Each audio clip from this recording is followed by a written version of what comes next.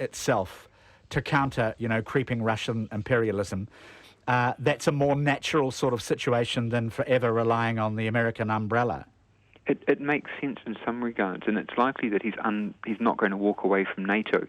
What he is likely to do, though, is walk away from the sanctions over the Ukraine, and that means that many people, especially in the Baltic, will start getting very nervous over the Russians as they get closer and question his willingness to actually stand up to them. Will there be... Okay, so he might not... We'll see, won't we, stand up to them. But what advantages do you see might there be for the world in Trump buddying up to Putin? I think it's great in terms of reducing the risk of a conflict between Russia and America. That tension will rapidly decline. But having said that, the Arab Spring will also come to a rapid halt in the Middle East. Yeah, indeed. Al, thank you so much. Professor Al Gillespie on the panel again with us. He's Always so calm. Nice to have him on. So calm. He was just so calm. Not like me going... I was just really impressed with his calmness. When you become a professor, you'll become calm. Yes, and that's very far in the future. What would you do with the earthquake looters? Winston Peters says Parliament should condemn these acts and agree to pass legislation that will deliver a sentence that will make anyone else, when tempted, think twice about doing this sort of thing. I think that they should have no harsher penalties than anybody else that gets burglarised, because, I think it's absolutely repellent behaviour, but who knows what somebody else is going through when they're burgled, and to say that your pain is not as valid as someone that got burgled during an earthquake, I don't think is the state of the Justice Department to do that. I think all burglaries should be treated as harshly as they deserve, but not actually legislated. OK, Tony, do you agree with that?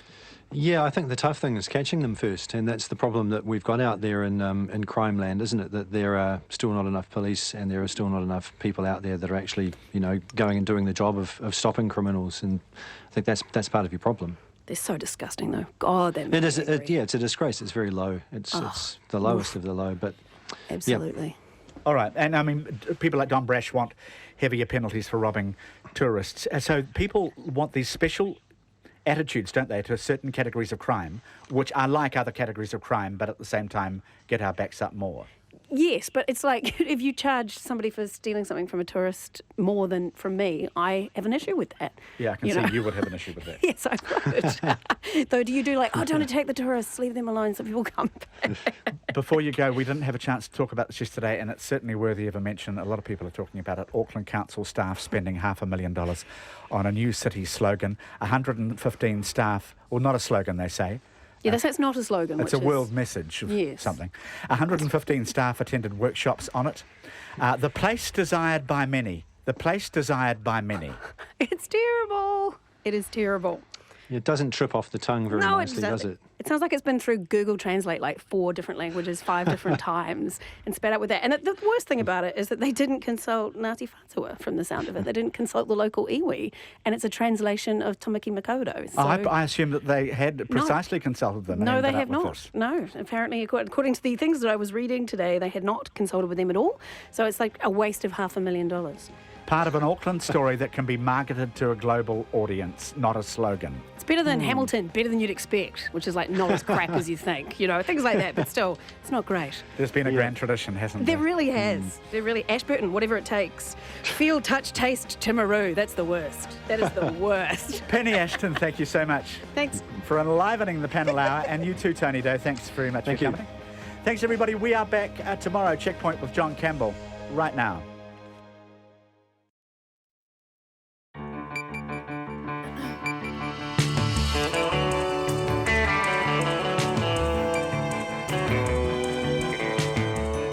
Kia ora everyone, tonight on Checkpoint, Wellington, Kaikoura, North Canterbury, aftershocks, foul weather and much more. What a day it has been, particularly in the Upper South Island and the Lower North Island. If you're in Wellington and contemplating trying to drive out of the city, we'll begin immediately after the news with what the roads are like and where, if anywhere, they can take you. And on the subject of traffic, State Highway 1 along that coastline by Kaikoura, when will it be open again? And with the road there closed, the Air Force is in. We talked to one of the pilots taking people out of Kaikoura. It is a very busy program, so busy we are staying on air until 7. We begin after the news at 5, which is coming up after the pips.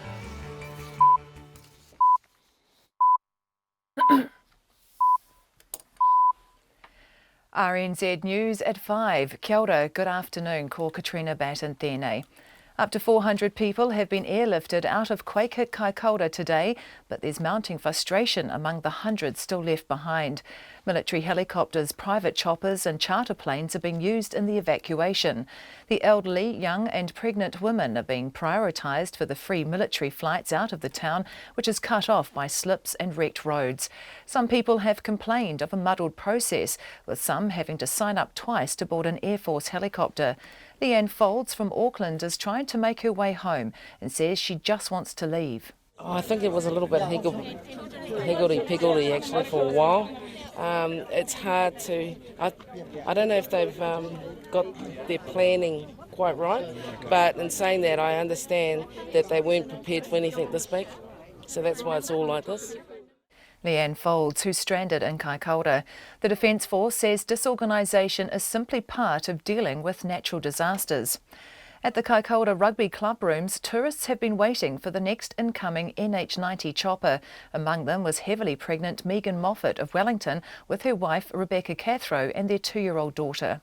Being 8.5 months pregnant gets you to the top of the line quite quickly. Nobody wants me to have the baby here. We came for a family wedding. We were hoping it would be a simple trip. Wellingtonian Megan Moffat. The Navy ship Canterbury has had its arrival into Kaikoura delayed by bad weather further north. The ship was due to arrive today, but Lieutenant Commander Jeff Andrew says that will now be tomorrow. As far as I'm aware, HMZS Canterbury is due here tomorrow morning, and that's the latest scheduled arrival time that I've been given. She sailed from Auckland, so weather has not been favourable, but we're working as hard as we can to facilitate the evacuation of people out of Kaikoura. Lieutenant Commander Jeff Andrew. The Defence Force says 5 tonnes of aid supplies has been organised to send to Kaikoura. It says hundreds of personnel, at least 8 aircraft and 2 ships are assisting the government's earthquake response. Food, water, hygiene products and jerry cans of diesel are in Christchurch, ready to head to town. The Transport Minister has ruled out any change to the location of State Highway 1 north of Kaikoura. The Prime Minister has questioned whether some of the damaged parts of the road are in the right place because they're very susceptible to slips. The highway sustained major damage in the 7.5 earthquake early on Monday morning, with several slips and huge amounts of rubble on parts of it. As well as the road itself, there is damage to 14 kilometres of the rail line and 6 rail bridges. The Minister, Simon Bridges, says it'll take months to clear and repair that stretch of road and the rail line alongside it. There is scope for improvement here. We don't want to do this just as an emergency job. We also want to make sure we're doing the best job we possibly can. And if to some extent that means some realignment, we will do that. We're not thinking about taking these up and moving them to, inland or somewhere very different. The Transport Minister, Simon Bridges. Extensive flooding and slips have caused chaos for the Wellington region's transport network, and many people are still stranded in the city. Most train services out of Wellington have resumed, but motorists are being urged to stay in the city until at least 8 tonight because of heavy traffic. Max Toll reports. State Highway 1 beyond Plimmerton is closed, while one northbound lane of State Highway 2 is open. Buses are running along State Highway 2 to the Hutt Valley, and the Wellington Harbour Ferry sails at 5:30 and 6:30 this afternoon, but won't be stopping at Seatoun. The only train service that's suspended due to flooding is between Porirua and Waikanae.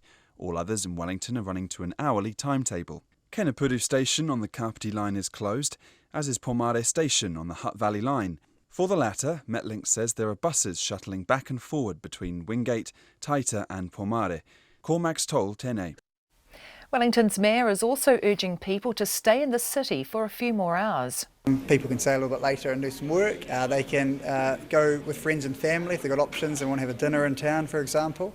And also, if we do have anybody that doesn't have accommodation, they can check in with the City Council. We also have options available so they can touch base with our staff. Wellington's Mayor Justin Lester. Several houses have been evacuated because of flooding and slips. Earlier today, residents on Riverside Drive near the Waifetu stream in Hutt Valley were told to leave their homes and put their belongings up high as the stream rose. The Hutt City Council says the stream has receded and residents are being allowed to return. In Porirua, 2 houses in Paremata and 1 in Pukerua Bay were evacuated because of slips.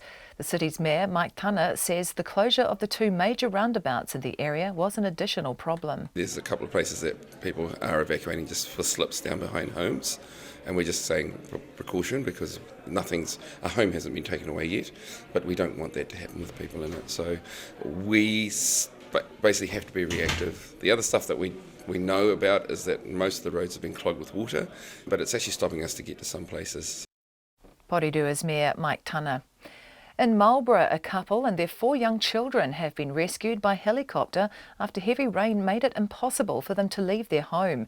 Marlborough Civil Defence says so much water was pouring down the hillside behind their house in the Waikaikaho Valley, bringing with it logs and debris they were unable to safely leave. To sport, in South Africa have trounced Australia by an innings and 80 runs in the second cricket test in Hobart to take an unassailable 2-0 lead in the 3-match series.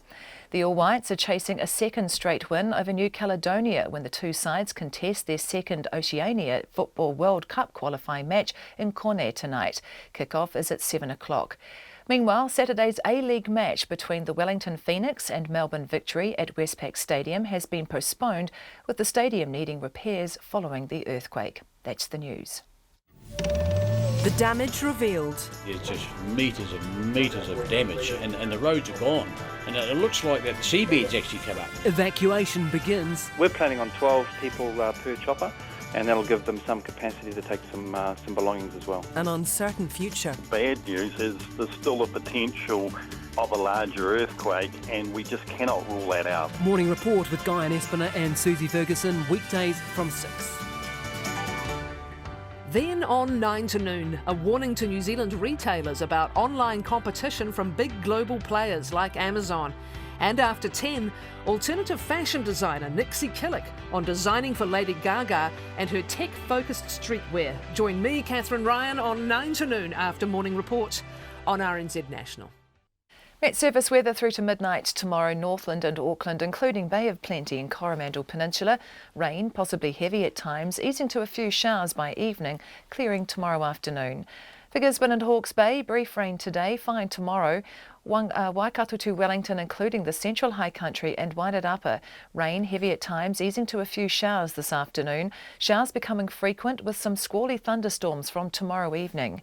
Marlborough and Nelson, fine spells and a few showers frequent with squally thunderstorms from tomorrow afternoon. Bulla to Fiordland, showers heavy at times, squally thunderstorms about Bulla tomorrow afternoon. Canterbury, cloudy periods with a few showers, some possibly heavy and thundery in the south during the afternoons and evenings. Otago to Southland, cloudy with occasional rain, but fine spells and a few showers inland, some heavy and possibly thundery about inland Otago. The Chatham Islands, rain easing tonight, clearing later tomorrow. It's just gone 5:08 and you're listening to Checkpoint. Yes, thank you. Welcome to the program. Thanks, Katrina. An extended program tonight. We are on air until 7 and we begin with the aftershocks that have continued to rock the Upper South Island and Lower North Island. 2 severe and prolonged shakes just after 2 p.m, one of them 5.8, which was felt strongly in Wellington. A local state of emergency has been declared in Canterbury. Kaikoura remains cut off, and the extent of the damage in and around North Canterbury communities like Waio, Mount Lyford, along parts of State Highway 1 and to farmland adjacent to the coastline is now becoming strikingly apparent. Evacuations have begun in Kaikoura. We've just spoken to the Air Force Wing Commander who's done 5 return trips today, that interview shortly. But we are going to begin in Wellington, where severe rain and wind have brought extensive flooding today, cutting the capital off for some time, suspending train and ferry services and bringing an uncertain return to business after the earthquake. Joining us now is the Transport Agency's Regional Performance Manager, Mark Owen. Hi, Mark. Welcome to Checkpoint. What is the traffic like if you're trying to get out of town? Good afternoon, John. Yes, it's been a pretty challenging day for people trying to travel in and around the Wellington area. We've obviously had a lot of rain and there's been an extensive amount of surface flooding. So first of all, apologies to people that have been stuck in queues for a long period of time. We're very conscious that people do want to get to their destinations. The good news is now that the rain's eased, things are starting to open up, but it is going to take quite a while for the traffic to clear. Mark, there's just been a news flash that police have closed Molesworth Street, concerns about a building, I think, possibly loose material on a high-rise on Molesworth Street. Do you know anything about that, or has that happened since you've started talking to us? Oh, I can't comment on that, John, so my focus has been on the highways. Yeah. I mean, but Molesworth Street is, once again, it's a route out of town, isn't it? It's a tough day there in Welly, isn't it?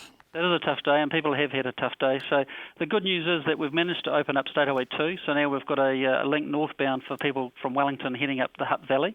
Yep. State Highway 1 has been closed, but we're hoping to open at least one lane northbound within the next half an hour or so. And where is the closure? Is that somewhere around Plympton, is it? That's right. So the Plympton roundabout has been inundated with water, and then north of there we've had slips along the coast road and just south of Pukarura Bay. So if you want to get to Porirua, Cannons Creek, or around to Whitby or Mana, you can still use the motorway as per normal, although it will be heavily congested, right? That's right, and we've had a lot of water and debris, so people do need to allow extra time, and there is queues and some delays. And through to the Parramatta roundabout is okay, but certainly Whitby has been hit pretty hard, and State Highway 58 is closed, so that's from the Parramatta roundabout through to State Highway 2, and that's likely to remain closed overnight due to the amount of damage we've had along that section of highway. Right, so that's the Haywards Hill, is it? That's heading across that way? That's right. So we've had sort of water and mud coming down. It's like a river coming out of one of the side roads. So it's real challenging. We know that it's a challenge for people that do want to get home. So if people do live in that area, they need to look at a contingency plan. But certainly our main focus at the moment is trying to get a route on State Highway 1 north so we can allow people to get up to the Kapiti Coast. So if you want to go to the Kapiti Coast at the moment and you can't go State Highway 2 and then use the Haywards to get across, actually for the time being the best thing to do is just wait in Wellington, is it? Absolutely, yes. I mean, once we get it open, things should start to free up. But certainly our advice at the moment is if people could stay in town for a bit longer over the next couple of hours and just let things settle down. And we'll be working hard to try and get a lane open northbound, and then we'll be working to try and get a lane southbound. So within the next couple of hours, we think things should start to free up. But people do need to be mindful. There's a lot of surface water, a lot of debris, a lot of greasy stuff. Things still moving because the ground's been very wet with the rainfall we've had over the last month. So this has just compounded things, but the crews are working really hard to try and get things open. Okay, so in terms of heading out of Wellington up State Highway 1 on towards the Kapiti Coast, at the moment you can't. You will get one lane open, but even then it's going to be very, very slow. So how will people know when they should set out on those trips? Where can they find this information? So the best place to go is to obviously listen to your radio stations. That's one of the key sources of information. But they can go to the NZTA website, nzta.govt.nz. So we'll be sending out regular updates as to what the current status of the road is. But certainly if people could defer their journey for the next couple of hours, that'll just allow the current queues to clear. And then people might have a bit of an easier run, but they do need to allow extra time because it will take a lot longer. Right, that's 1. 2 is open, and so if you're going to the Wairarapa through Upper Hutt, you can do that now? Yes, but again, there's been quite a backlog of traffic, so we're just waiting for that to clear. We've just managed to open 2 lanes. It was 1 lane for a while. But we've opened 2 lanes, so that should start to free up again. But again, there's been a lot of surface water right along State Highway 2, so people just need to be mindful and keep to those slow speed limits and just be mindful of other drivers and just, as I said, allow extra time for their travel. Wow, is this earthquake damage with the weather compounding it, or is it actually just weather that you are dealing with here? Today predominantly seems to be weather. I mean, obviously we had the earthquake yesterday, which sort of affected one lot of people, but today it's mainly just been the weather. There's the volume of rain that we've had, given that we already sort of had pretty wet ground anyway, so things are pretty greasy and wet, which is where we've seen a lot of slumping and debris come down onto the highway. That is the Transport Agency's Regional Performance Manager, Mark Owen. Obviously, we will update you the moment we hear any more, particularly around getting out of Wellington on State Highway 1 through the Kapiti Coast, through that area. The moment that lane is open, we will let you know. But from what we're hearing, it's just a nightmare trying to get out of town. Well, you can't go beyond Parramatta that way, and if you can wait in Wellington, it is absolutely the right thing to do. We will have more on that and the Molesworth Street situation too, for those of you heading to those parts of Wellington. The city was completely cut off for several hours today following that heavy rain. Houses have been evacuated in both the Hutt Valley and the Kapiti Coast, and flooding has affected a great many people. Kate Gudsell has been out and about in the Wellington region. The northbound lane on State Highway 2 out of Wellington was inundated with water, so much so that we only narrowly made it through to the Hutt Valley earlier today. Parts of Petone were flooded, with the Working Men's Club on Udy Street having to shut down for the day because water was seeping through its doors. The water was halfway up my calves when I walked through the club's car park to speak to its head chef, Chivy Pan. We've never seen it this bad ever, really. Oh, really? Yeah, it's the first time the last 6 years that it's never been like this. How big a deal is it for you guys? It's quite big because we're a very busy place. We do like thousands of people a day, and like this is going to cost a lot of money.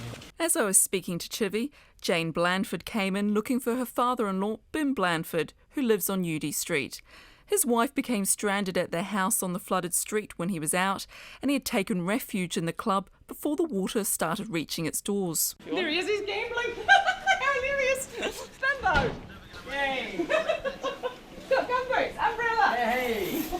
Mr. Blandford was playing the pokies when he was rescued by his daughter-in-law. I came down the street, Kensington Avenue, went to turn over to my corner.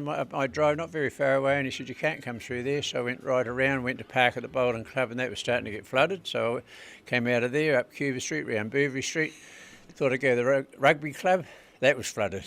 So I came along here. This was a bit flooded, but I managed to get in, so I parked here. Travelling back from Petone towards Wellington, traffic flowing in the other direction was sparse, with only a few managing to get through, as the water was by now the height of the median barrier separating the lanes, while several cars brazen enough to attempt it were stranded in the massive pool of water.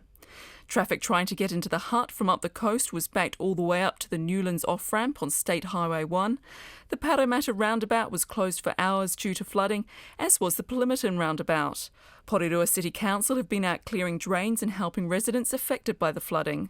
In Tatahi Bay, Dimmock Street resident Keith Terapo had access to his house cut off briefly because of an inundation of water overwhelming the drains, the second time that's happened this year. I left for about 20 minutes, went with my mate for about 20 minutes and came back, and this was here.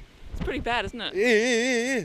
Yeah, it's bad as. Don't even know how to get out of my house, can't even come in, can't leave. So we're just stuck here. The road's blocked off down the road and up here. What's it been like for you this morning? Oh, pretty shitty. Me and my mate had to park our car up the front there and then walk through the water and just to get home. My shoes are wet. Houses across the Wellington region have been evacuated because of flooding and slips. Earlier today, residents on Riverside Drive near the Waifetu stream in Hutt Valley were told to leave their homes and put their belongings up high as the stream rose. The Hutt City Council says the stream has receded and residents are being allowed to return to their homes. While in Porirua, 2 houses in Parramatta and 1 house in Pukerua Bay were evacuated because of slips. Newly elected Porirua Mayor Mike Tana says the closure of the 2 major roundabouts in the area was an additional problem. Precautionally, there's a couple of places that people are evacuating just for slips down behind homes, and we're just saying precaution because a home hasn't been taken away yet, but we don't want that to happen with people in it. So we basically have to be reactive. The other stuff that we know about is that most of the roads have been clogged with water, but it's actually stopping us to get to some places. Wellington and Porirua City Councils were recommending people stay in the city until at least 8 o'clock this evening to avoid sitting in traffic.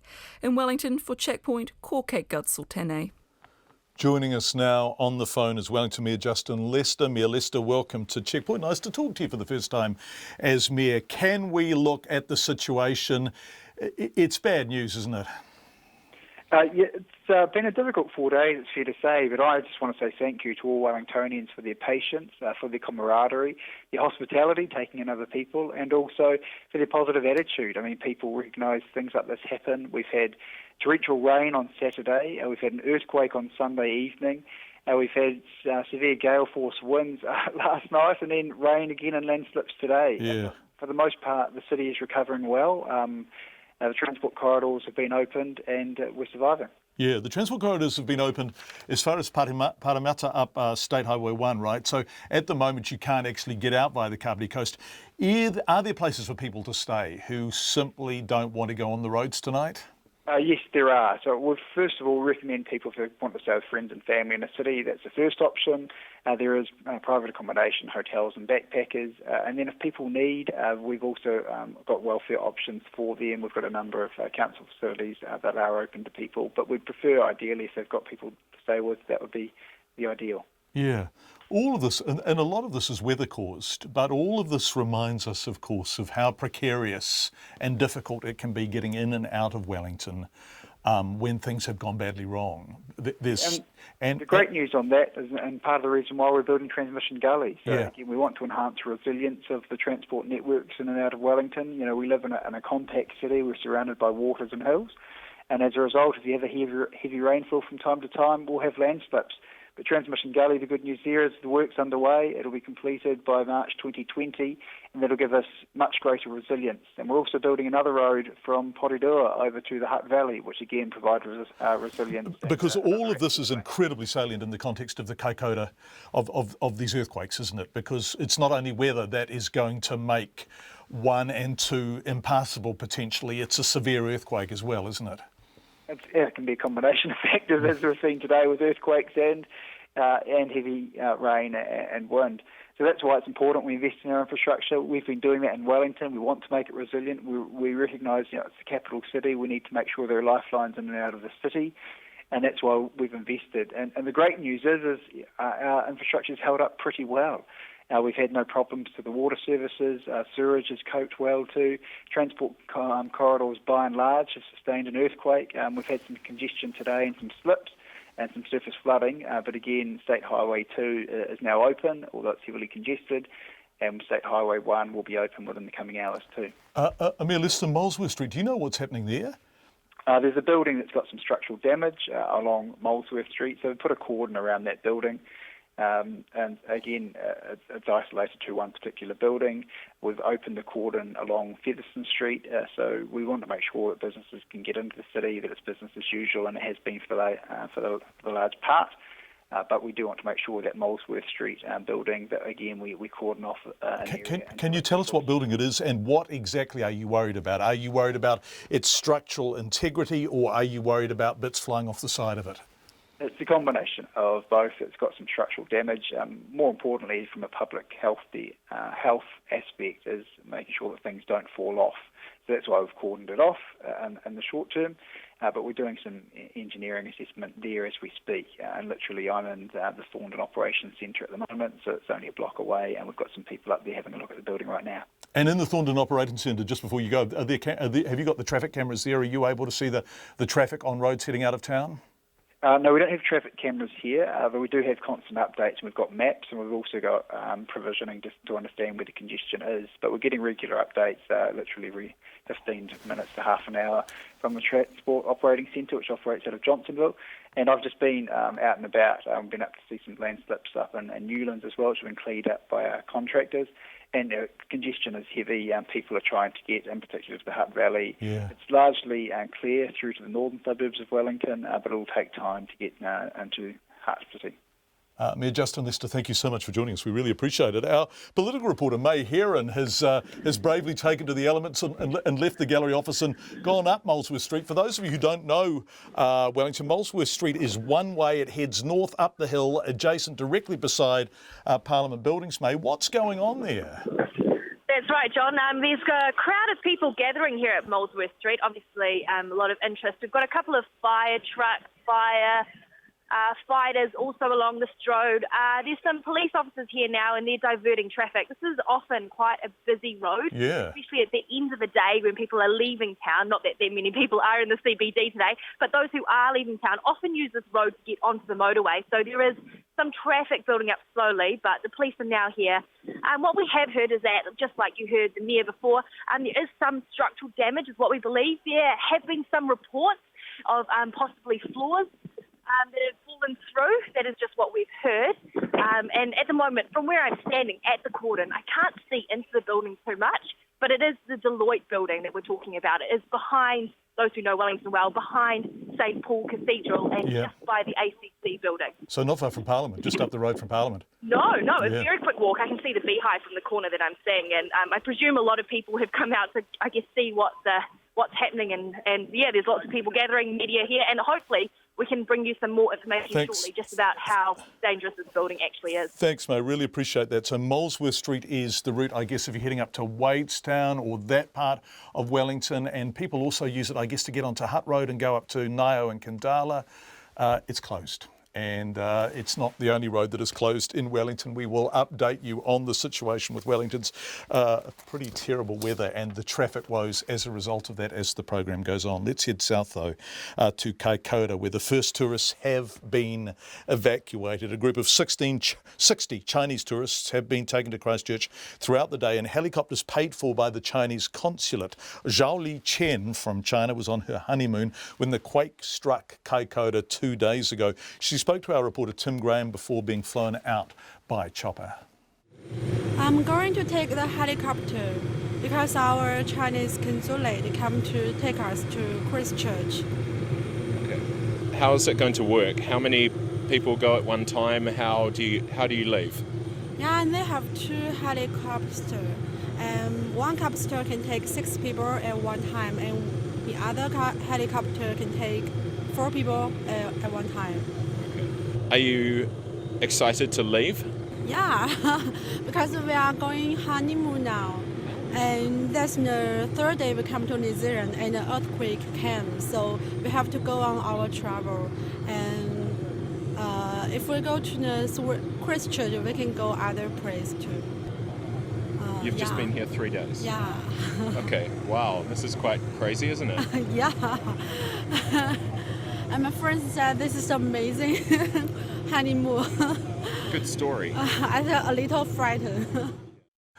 This is an amazing honeymoon. Sylvie Casanalis of Belgium says when the Chinese government has been able to do what the Chinese government has been able to do, getting those people out using helicopters they've chartered, does shed light on the New Zealand government's response. I think that's a compliment to the Chinese government and a big compliment to the New Zealand government that they are not able to do what the Chinese are able in their own country. So that they should put in their own question. At the Kaikoura Rugby Club rooms, tourists waited for the next incoming NH90 chopper to come for them, which is in fact the New Zealand Air Force doing precisely what the man said they weren't doing. Among them was heavily pregnant Megan Moffat from Wellington with her wife Rebecca Cathro and their 2-year-old daughter. Our reporter Phil Pennington spoke to Megan. It's been pretty good. Everyone's working hard. Being 8.5 months pregnant gets you to the top of the line quite quickly. Nobody wants me to have the baby here. And you'll be hoping you don't have the baby on the chopper? Yes, that would be preferable. How did you come to find yourself in Kaikoura in a quake, 8.5 months pregnant? We came for a family wedding and we were hoping it would be a simple trip. Yeah. Hayley Menzies of Melbourne, husband Stuart and 5-month-old Fletcher, switched from chartering a fixed-wing plane to getting on a military chopper, but the demand is acute. We found out late last night that we were able to register to be evacuated from here, so we came down and did that. And they told us to be here at 8 o'clock and with all our luggage, and so when we got here there was 600 other people here. And they said that initially there was 400 people that put their names down, and then another 300 this morning. So essentially there was 700 people that wanted to get out today. So all with reasons why. So we've been waiting and waiting. They said that they might open the road, the inland road out of here, but they won't let us know until 12 o'clock today. I think it's been quite ordinary myself. I don't know why someone didn't sit with a laptop and electronically register everybody last night, so then they had everyone's details and they could just sort of sort it and prioritise from there, because now we've had to list our names all again and everyone's lining up again, and there's lots of foreigners that can't speak English and people pushing and trying to get in. I've noticed there's a marked lack of official presence. I don't see any army people. There's a few police officers. There's been some Red Cross and some police officers, but even then, a lot of the people at the back couldn't hear because they didn't have a proper a megaphone sort of thing, so everybody's quite confused and unsure about what's actually going on. I guess the only thing in our favour is that it's not raining. Wing Commander Scott McKenzie is the captain of one of the 4 NH90 helicopters that have been sent in to evacuate tourists and residents from Kaikoura. I spoke to him about an hour ago and asked him about his day. So today we've been pulling people out of Kaikoura. We've been doing loads of 14 people at a time, and then backloading with food, water and diesel. This load we're about to get airborne with we've got the essentials, which is toilet paper, coffee, and UHT milk. So it's been a busy day. We've done 5.5 hours of flying already. We're going to be doing a few more hours today. And it's whilst it's quite nice conditions, it's pretty windy up and around there, so it makes it a little bit uncomfortable at times. But we're really fortunate. The NH90 helicopter that we've got is a spectacular helicopter for those sort of weather conditions. It lifts a great load, flies fast, and so we can deliver a lot of good aid to people and get people back out of there to a little bit more of the creature comforts of home. Yeah, I bet they're grateful for that. If you can take 14 out at a time, and there's a huge queue, how are you picking who's going? That's been controlled by personnel on the ground. Most of the vulnerable people have been pulled out. We've just been retasked on our last sortie. We went into Goose Bay and we picked out a couple of mothers with infant childs who were distressed, and then we managed to put on another, fill all the rest of the seats to get them back out to Woodend as well. So whilst in and around Kaikoura, prioritisation has been done by our teams on the ground in New Zealand Police and Civil Defence. There's still people in the wider area that don't have much in the way of access to phones or satellite phones or anything like that. So that call just came through to our headquarters, and we managed to get those personnel out. I bet they were delighted. And so those mums and kids, they are obviously witnessing damage, but I suspect it's just the aftershocks that are getting them, is it? They are just psychologically exhausted, are they? Yeah, I think so. And they're pretty happy to see us. I'm pretty happy to get out of there, with no food and running water at all. I think when I was getting up there in Kaikoura on this last trip, I was on the phone to our headquarters about the task into Goose Bay. I'd only just got hold of them, and there was an aftershock, and the phone network went out. So whilst we didn't have the full details, we just popped in there, grabbed one of a policewoman, and gave her our satellite phone, and she's busy in there controlling the situation at the moment, and we'll go back and see how things are going. Well, so this is really seat of your pants aviation. So you are, where did you land when you went into Goose Bay? Where did you put down? Just right on the beach. And there's not many places to land in there with our NH90 helicopter, which it blows a bit around, so we're not going to go into the campground, otherwise we'll create even more destruction. And in terms of the destruction, what are you seeing from the air? Is it shocking? Is there so much damage? It's really hard to see the structural damage of buildings, but just what it's done to terra firma is just incredible. When we were south of the Clarence River, there was a hillside which is about 8 hectares in size, just slumped, and all down that coastline. There's slips right over State Highway 1. The main trunk line is just devastated. It's going to be months and months of work for people to reconnect those lifelines back into places like Kaikoura. And Wing Commander Mackenzie, one final question. Are the people you are collecting from these extraordinary circumstances completely unexpected? 72 hours ago they were living utterly normal lives, completely free from any of this. They must be so pleased to see you when you turn up. Yes, they are pleased. I think they're pleased just to get to Woodend at the end of the day. It's a bit uncertain when you jump into a military helicopter, and it's a bit bumpy on the way down, but they are very pleased to get out, and I think there's a lot of people on the ground with Civil Defence, Red Cross, New Zealand Police, just doing a fantastic job, and I know that all of the Defence Force personnel and Air Force personnel that are assisting loving what we're doing. It's good, really great work, hard work at times, but most of the time it's just what we normally do day to day. Wing Commander Scott Mackenzie talking to me a short time ago.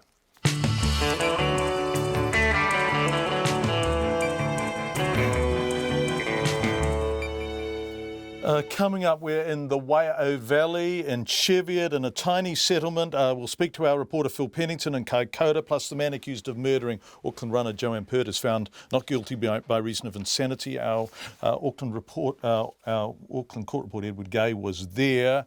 All of that coming up. Plus, we've also got the Prime Minister on the Quake Highway, this stretch of road by Kaikoura, which is closed and won't be reopening for a considerable amount of time. But first, Katrina, and business too. But first, Katrina Batten with headlines. Up to 400 people have been airlifted out of Quake at Kaikoura today, but there's mounting frustration among the hundreds still left behind. The elderly, young and pregnant women are being prioritised for the free military evacuation flights. But some people have complained of a muddled process. The Defence Force says disorganisation is simply a part of a natural disaster of this scale, and it's just there to help the police and civil defence. And it says 5 tonnes of aid supplies for Kaikoura is ready in Christchurch. It includes food, water and diesel. The Defence Force says hundreds of personnel, at least 8 aircraft and 2 ships are assisting with the government's Quake response. The Navy ship Canterbury was to arrive in Kaikoura today, but because of bad weather it will get there tomorrow. The Health Minister says 12 people have been airlifted from Kaikoura Hospital to Christchurch. Jonathan Coleman says community nurses have also teamed up with the local 4-wheel drive club and got around to the area to check on the most vulnerable patients. Junior hospital doctors have withdrawn notice of a planned strike next week because of the quakes.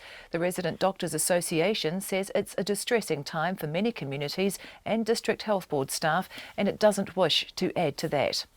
Extensive flooding and slips have caused chaos for Wellington traffic.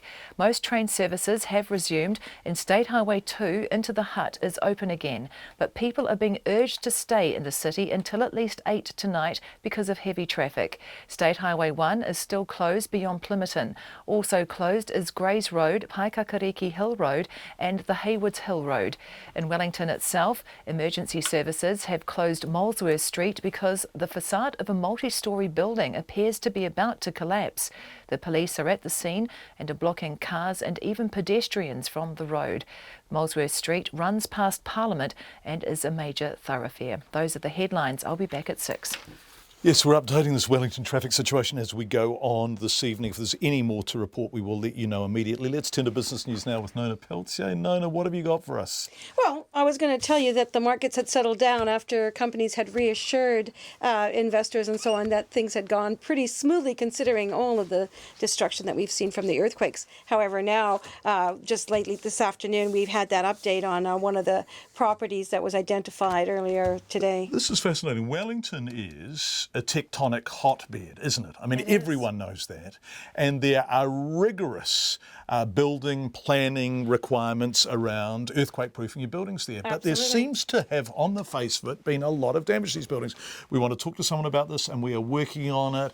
But this is an issue, surely. Well, you would think, but, you know, a number of the companies that have exposure in Wellington have been reporting diligently to the markets yesterday and again today. We had reports from Kiwi Property, for example, that owns the Majestic Centre and a number of other buildings, and they've come out clear. Precinct Property, which owns a number of properties around the Bowen campus, so in and around Parliament, as well as Deloitte House. So this is the building on Molesworth Street. That's right. So this building has such significant structural damage, it appears that they've closed the road. Yes, well, but then again, it could have occurred after the fact with the additional earthquakes this afternoon. It could have, you know, I don't know. I'm certainly not in Wellington, so I can't say. But I do know that this morning Precinct had put out a statement that said that they had undergone assessments of their properties.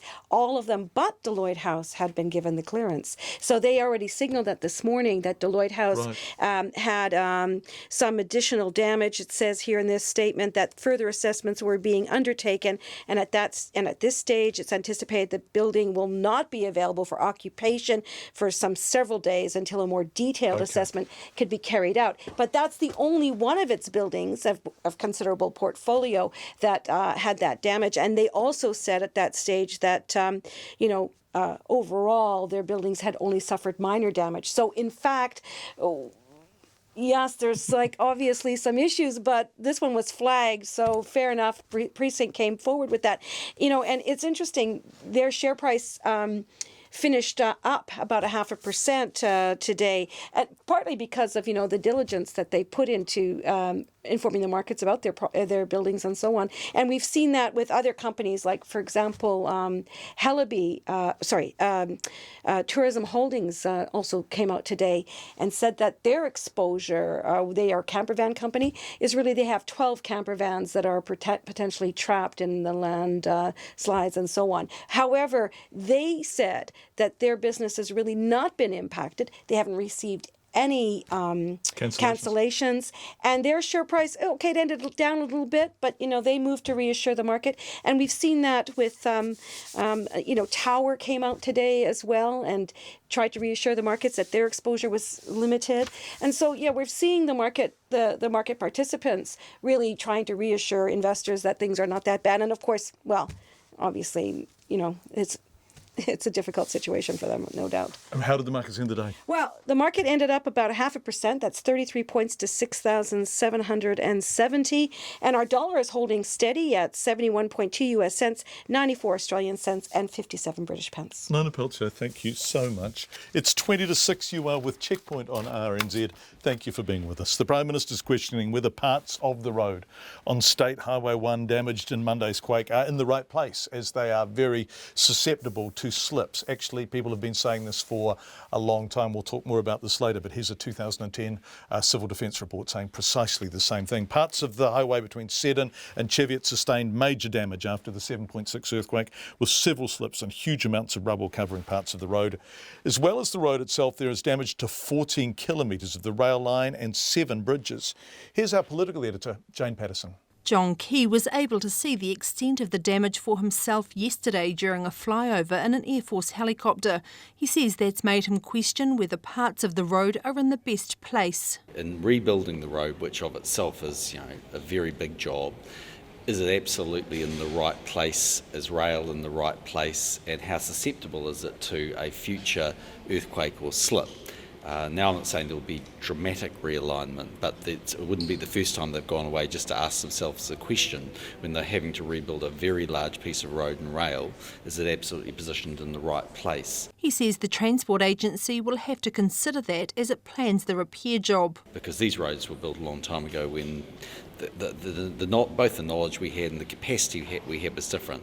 But you can see from those slips, and if you just go back and look at the Manawatu Gorge, how big a job that was. The Labour leader Andrew Little, who accompanied Mr Key in the helicopter, questions whether that stretch of road will ever be stable. Seeing the damage and seeing the cliff faces that will have to be engineered so that they are more stable than they are at the moment, knowing that this is a country clearly prone to earthquakes, I simply raised the question, does it make sense to put a whole heap of resources in reinstating a road and rail link that may well continue to be prone to these sorts of slips and collapses again, or do we look at an alternative? The Transport Minister Simon Bridges says when the road is repaired it will have to become more resilient. There is scope for improvement here. We don't want to do this just as an emergency job. We also want to make sure we're doing the best job we possibly can, and if to some extent that means some realignment, we will do that. We're not thinking about taking these up and moving them to, inland or somewhere very different. The Finance Minister Bill English says it's too early to put a number on the repair bill, but agrees with Mr Key's assessment it will run into the billions. Mr English says the biggest economic impact will be the damaged transport links on the main arterial route from the north to the South Island. Dealing with large landslips, dealing with issues like Picton and Wellington Port, both having significant issues around damage and disruption. These things are all a pretty hard fix. And the irony escaped no one when an aftershock hit while Mr English was answering a question in Parliament. The shorter term steps have been outlined by the Prime Minister and the Minister in charge of earthquakes. It's working. So we know that repairing roads and other utilities are costly and long-term solutions, which is likely to have an impact on government expenditure and will have some impact on tax revenue. How well placed is New Zealand to deal with the consequences of the earthquake? Well, Mr Speaker, this time I'll be more careful what I say.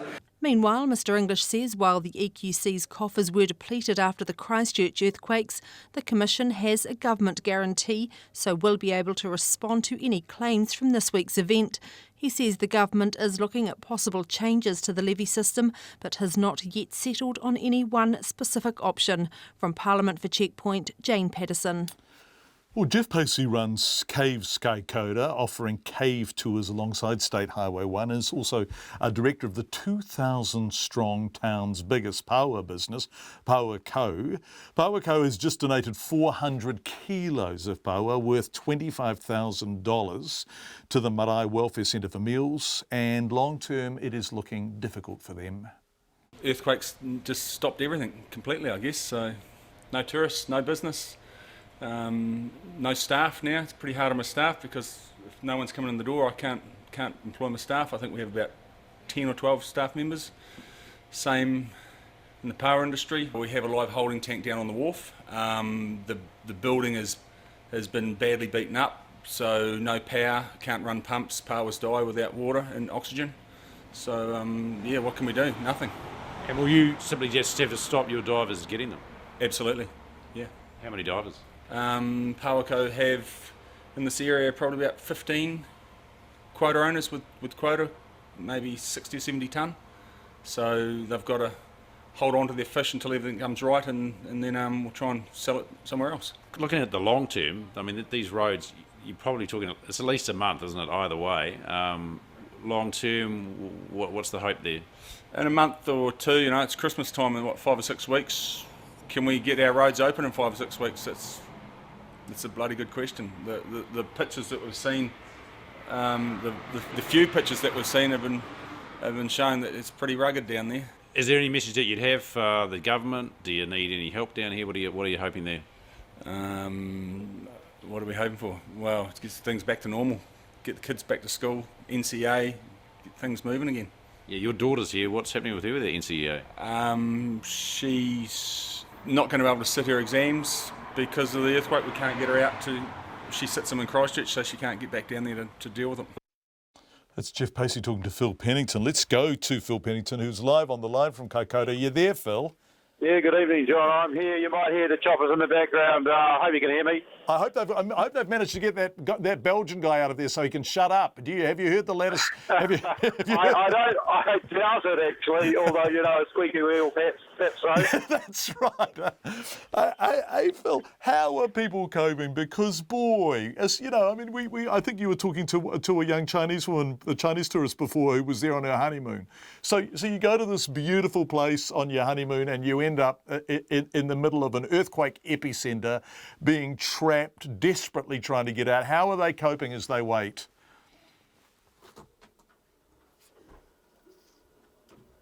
No, we've lost Phil. I think that's just a phone line issue out of Kaikoura. That's another thing too, although we are going to try for Phil again, because we have been having good success with the lines in and out of there, and Phil has been filing reports from there too, so we've had good communications, telecommunications. While we do that, we do want to just update you on the situation getting out of Wellington. We know there are lots of people listening who want to know what is happening as they try and leave Wellington. The situation remains the same if you are trying to use State Highway 1, kind of north of Parramatta. So you can get to Porirua certainly, but if you're trying to head up the Kapiti Coast, it is still closed. We are told that plans work to get one lane northbound open and functioning are happening, and you will be able probably to head north in a couple of hours, but it will be slow going. So if you're waiting to leave Wellington via the Kapiti Coast, keep waiting in town. Let's go back to Phil. Are you there, Phil? Yeah, I am here. Dropped out there, but we're back. Nice to have you back. I was just asking you, how are the people coping who are waiting? What sort of psychological disposition are people in? I think we've got one of those things that happens with disasters here, John. It's sort of like a two-track thing. For the tourists, there's some frustration and desperation, but for them it's a sprint back to normalcy. Within a week, they'll be out of here. But for Kaikoura and its locals, it's a bit of a marathon. I think you heard there with Jeff Pacey. You know, we've seen today queues outside the New World supermarket. I've never seen that before. 200 strong queues just to get food and rationed two two loaves of bread and 4 bottles of water. We saw queues at the one gas station that was open. So Jeff Pacey talking about what's he going to do with all that power that he's got, the huge amount of crayfish that the fishermen can't move. The constant at the moment is these choppers coming in and out. But the irony there, John, is that the very tourists they're taking away are the lifeblood of Kaikoura. And I'm not sure what that means for the town.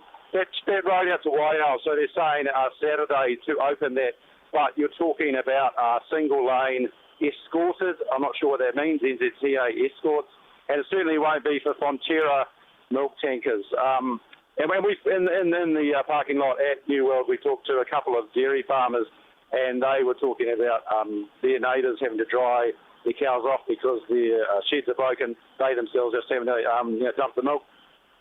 Gosh, and this is a community that has worked incredibly hard to take what it has, the power, the crayfish, the whale watching, the natural beauty, and really make something of it all. And it has been a phenomenal success over the past decade. But of course, it's a statement of the obvious to say it needs people to be able to get in there, particularly over the summer peak season, and it needs to be able to get those goods out. And so this is critical for Kaikoura in every sense, isn't it, that they get some road access ASAP.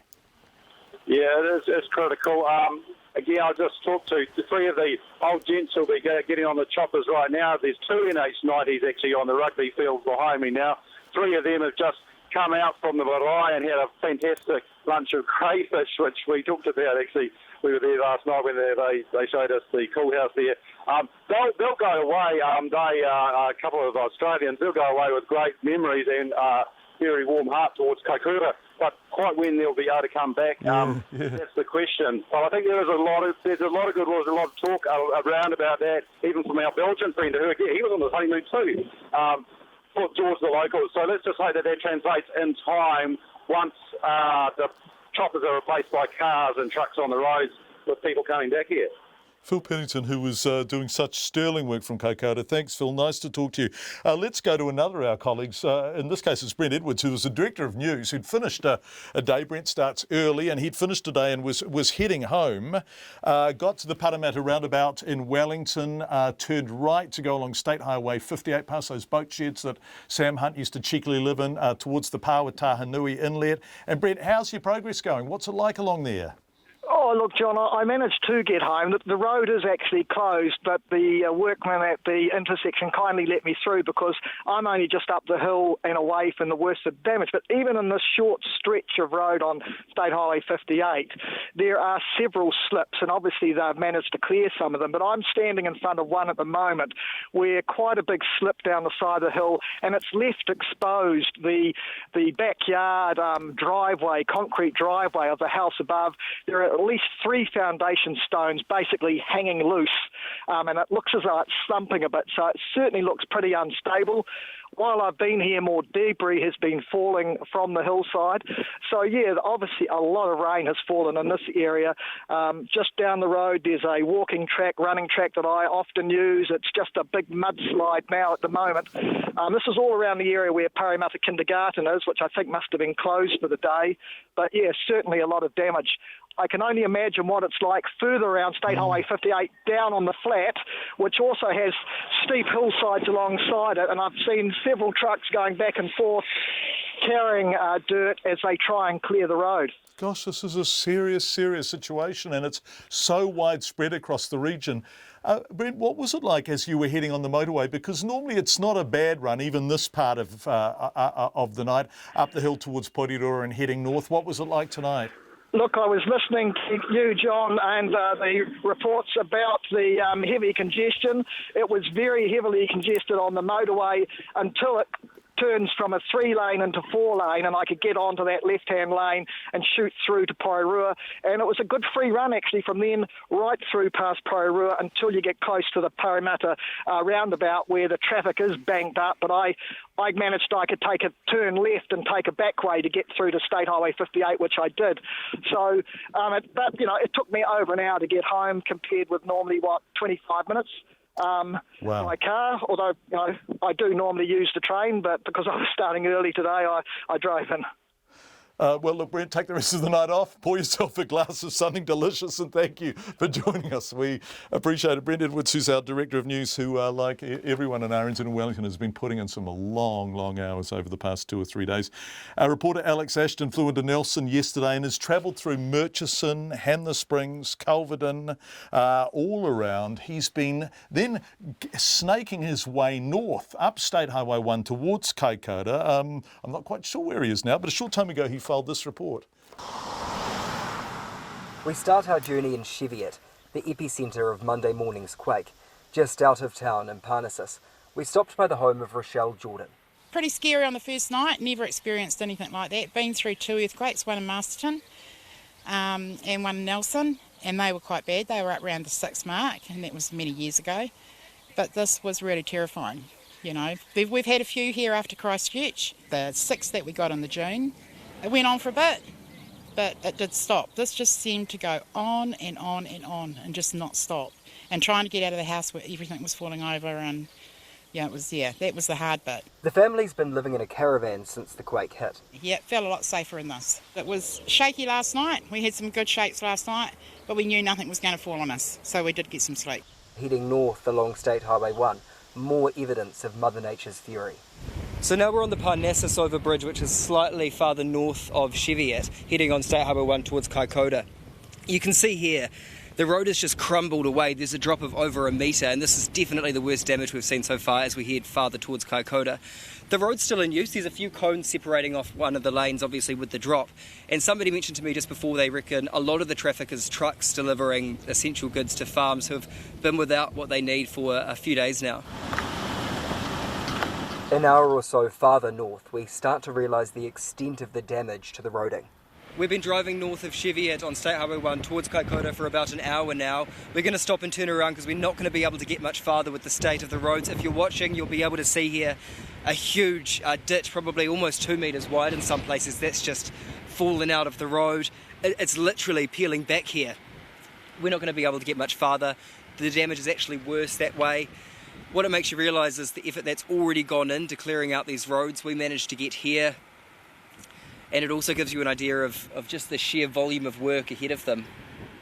As we continued north, we ran into British tourist Kevin Smeaton, who was only just able to leave the area. I never expected it. It scared me witless. It's not going to put me off. But, you know, is this a new era now? Have the people in New Zealand now got to worry about this for the future? Along Kaikoura's coastline in the tiny settlement of Oaro, we ran into residents frustrated by a lack of communication. We've heard nothing, communication, nothing coming in here at all. I know Kaikoura is in a hell of a mess, but there's just, you know, there are other people, and because of no communication, cell phone, everything down. You know, we've got cell phone coverage and that now, but helicopters, hundreds of them going past all the time, but not even a bottle of water, you know. And we've had obviously the engineers working on the road, and we've had the helicopters going around, but you're the first people to actually come and say, how's it going? Obviously for you need a story, but we've actually had no communication at all. We felt quite stranded, no civil defence, no communication when, you know, hopefully some ideas, you know, whether water's coming back or electricity coming back. The settlement right on the doorstep of Kaikoura itself, but for the residents living there, it couldn't feel farther. So we're actually in Kaikoura now. You've got the coastline running along one side and the railway on the other side of the road. We can't go any farther because the slip actually blocks it there. The damage is pretty shocking around here. You've got rocks right onto the train tracks. We're going to have to turn around now and head back. But at this stage, you can see why the road is closed. In Cheviot for Checkpoint, Alex Ashton. Gosh, Alex, and that fantastic report and those pictures shot by Bradley Ambrose at the end. So a lot of the stuff we've seen of these slips is aerial views looking down onto it. At the end, Bradley was basically standing directly beneath one, filming from shoulder height. and you suddenly get a sense of just how big it is, how much rock there is to move. And of course, when you move it, is there going to be more subsidence coming down from precisely the same cliffs which have been seriously weakened and undermined? So much feedback coming in. Thank you. Lots of it actually about the guy in Kaikoura complaining about the fact that he can't get out. Disappointing to hear complaining tourists in Kaikoura. I think there was only one actually. Maybe they should be grateful they've been helped so far and will be lifted from the area as soon as possible, says Heather. And our colleague Phil Pennington, Eileen has noticed that Phil has been going non-stop. She says, still Phil Pennington carries on, your very own Energizer Bunny. How long can he go without sleep? Eileen in New Plymouth, we will find out and let you know.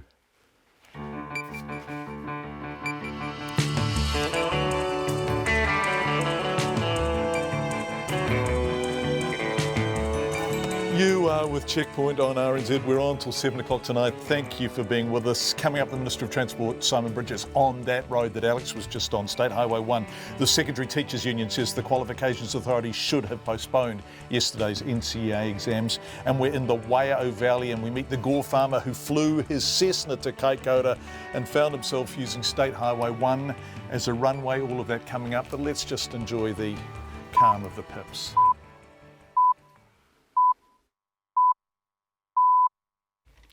RNZ News at 6. Ngā mihi nui, good evening. Ko Katrina Batten tēnei. Emergency services have closed Molesworth Street in Wellington because part of a multi-storey building appears to be about to collapse. The road runs past Parliament, from where May Heron reports. Several police cars are here diverting traffic and firefighters are on the scene. A section of the road has been cordoned off after fears the office building on 61 Molesworth Street behind St Paul's Cathedral may collapse due to structural damage. A Red Cross worker has posted on social media saying their building next door has also been evacuated. The street, which runs past Parliament and the National Library, connects to the motorway and is a major thoroughfare for commuter traffic. From Molesworth Street, May Heron. Helicopters and private planes have evacuated up to 400 people from Quake hit Kaikoura today, but there's mounting frustration among the hundreds still left behind. 4 military helicopters as well as private choppers are being used, and some tourists have chartered planes. The Chinese consulate chartered helicopters to take out Chinese tourists. The Defence Force NH90s have taken 103 people to Christchurch, returning to Kaikoura with supplies. The elderly, young and pregnant women are being prioritised for the free military flights out of the town, which is cut off by slips and wrecked roads. Some people have complained of a muddled process, with some having to sign up twice to board an Air Force helicopter. The Defence Force says disorganisation is simply a part of dealing with natural disasters. Lieutenant Commander Jeff Andrews is defending the response so far. Disorganisation comes with any event on this scale, but certainly the New Zealand Defence Force is operating in assistance of the civil authority here. We're not attempting to run or take over the operation. We're very much here to assist the police and the civil defence authorities. Lieutenant Commander Jeff Andrew. A family on holiday from Canterbury, Becky and John Cresswell and their 3 young boys, have been at the rugby club rooms waiting for the next military chopper out. An aftershock around midnight sent them bolting to their car, and they told our reporter they drove to the top of a hill and spent the night there. Felt more safer being in a car than being down on the bottom there next to the beach. Yeah, right next to the beach. Yeah. How have the boys coped? Yeah, they've been fine. They actually slept through the big 7.5. They slept. We didn't, obviously. It was very scary. Becky and John Cresswell from Woodend in Canterbury. The Health Minister, Jonathan Coleman, says 12 people have been airlifted from Kaikoura Hospital to Christchurch. He says the people are being treated for a range of injuries, including lacerations, a broken hip, head injury and a pregnant woman who needed additional care. And the hospital's bearing up well. They've got 24 beds there. It's no longer full, so they're coping well. The really interesting bit is the community nurses have got round the community with the help of the local four-wheel drive club to check on the most vulnerable patients, and they've all checked in well. Jonathan Coleman, the Health Minister. The Transport Agency hopes to have road access to Kaikoura restored by the weekend. State Highway 7 has been reopened to cars and freight trucks, and 7A is open between 7 in the morning and 7 in the evening. The agency is now prioritising opening State Highway 70, the inland road to Kaikoura. Crews have been working to clear slips and checking bridges for damage. State Highway 1, Picton to Blenheim Seddon, is now open, but Seddon to Cheviot remains closed. Cheviot to Christchurch is open. Extensive flooding and slips have caused chaos for the Wellington region's transport network, and many people are still stranded in the city. The only train service that's still suspended is between Porirua and Waikanai. Keneperu station on the Kapiti line is closed, as is Pomare station on the Hutt Valley line. For motorists, State Highway 1 beyond Plimerton to Mackay's Crossing is closed, but State Highway 2 has reopened. The Transport Agency's Wellington manager, Mark Owen, told Checkpoint people in the city should stay put for now because of heavy traffic. Our main focus at the moment is trying to get a route on State Highway 1 north so we can allow people to get up to the Kapiti coast. Once we get it open, things should start to free up, but certainly our advice at the moment is if people could stay in town for a bit longer, just let things settle down, and we'll be working hard to try and get a lane open northbound, and then we'll be working to try and get a lane southbound. Mark Owen of the Transport Agency. And the agency has just advised one lane of State Highway 1 is now open northbound. It's working to open a southbound lane between Pukerua Bay and Plimerton. However, State Highway 58 will remain closed overnight. A slip on Pukerua Bay Hill is preventing beachside residents from leaving their homes. Another large slip has also come down near Whenua Tapu Cemetery north of Porirua. From her home on a cliff top at Pukerua Bay, Mary Campbell has a good view of the impact of the weather on the coast. We're just lucky that the wind isn't too bad, but of course the sea's rising quite high on Pukerua Bay Beach. I don't know what it's happening in Paikukariki, but there's a lot of logs, a lot of debris, so there's a lot of blockages around the place. Mary Campbell says the usual bumper-to-bumper traffic through Pukerua Bay is noticeably absent. It's 6:05. To sport, in South Africa have trounced Australia by an innings and 80 runs in the second cricket test in Hobart to take an unassailable 2-0 lead in the three-match series. Resuming on 121 for 2 on day 4, the hosts lost their 8 wickets for just 40 runs, with only 3 batsmen reaching double figures. Pace bowler Kyle Abbott was the most successful of the Protea bowlers, taking 6 for 77 in the second innings to finish with 9 for the match. South Africa captain Faf du Plessis says his side's fielding and bowling was relentless. Coming to Australia is one of the hardest places to come and win. The Australian cricket team is a tough team to beat in the home soil. So to come here and do it 2-0, it's really special. The third and final test is a day-night match in Adelaide. The All Whites are chasing a second straight win over New Caledonia when the two sides contest their second leg Oceania Football World Cup qualifying match in Cornet tonight. New Zealand won the opening match 2-0 in Auckland at the weekend. Kick-off is at 7 o'clock. Meanwhile, it'll be 2 weeks before Wellington's Westpac Stadium can reopen, as it needs repairs following Monday's earthquake. Engineers have cleared it of any major structural damage. Saturday's match between the Wellington Phoenix and Melbourne Victory has been postponed.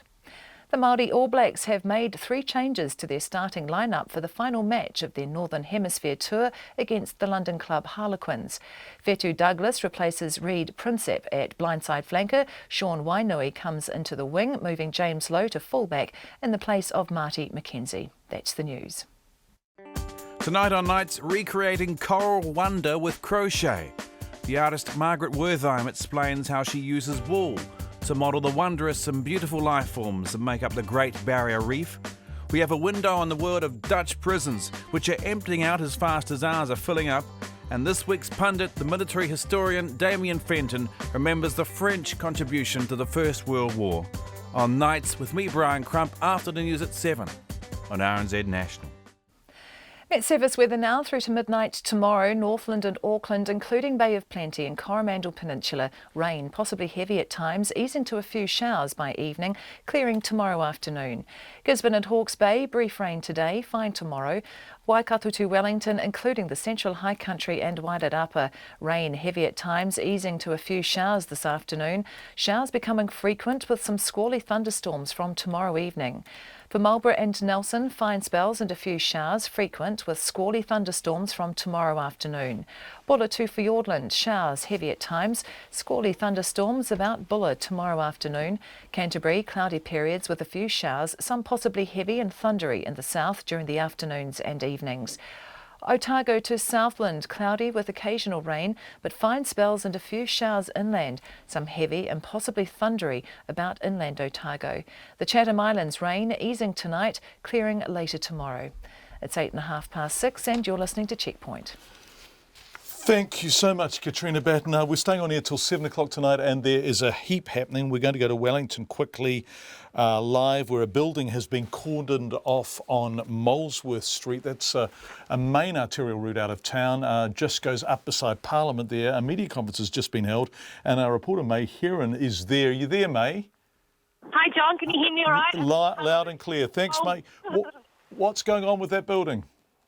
Well, we've just been briefed by Brendan Nelly. He's one of the officials here. He's told us that a major structural beam on the 5th floor has been shorn. It's been broken. He described it as a broken bone, basically. He said it was discovered at around 5 o'clock today as engineers were assessing the building. That was just part of their normal routine of assessing buildings after a major quake. Now, 3 homes have been evacuated, including all the buildings around it. This includes the New Zealand Rugby building and the Red Cross. Now, that building that we're talking about is 61 Molesworth Street, and that building is currently empty. It's actually under renovation, so no one is in it at present. But the road does remain blocked, and they say that it's unlikely the road will open tomorrow, and the buildings probably around it will remain evacuated.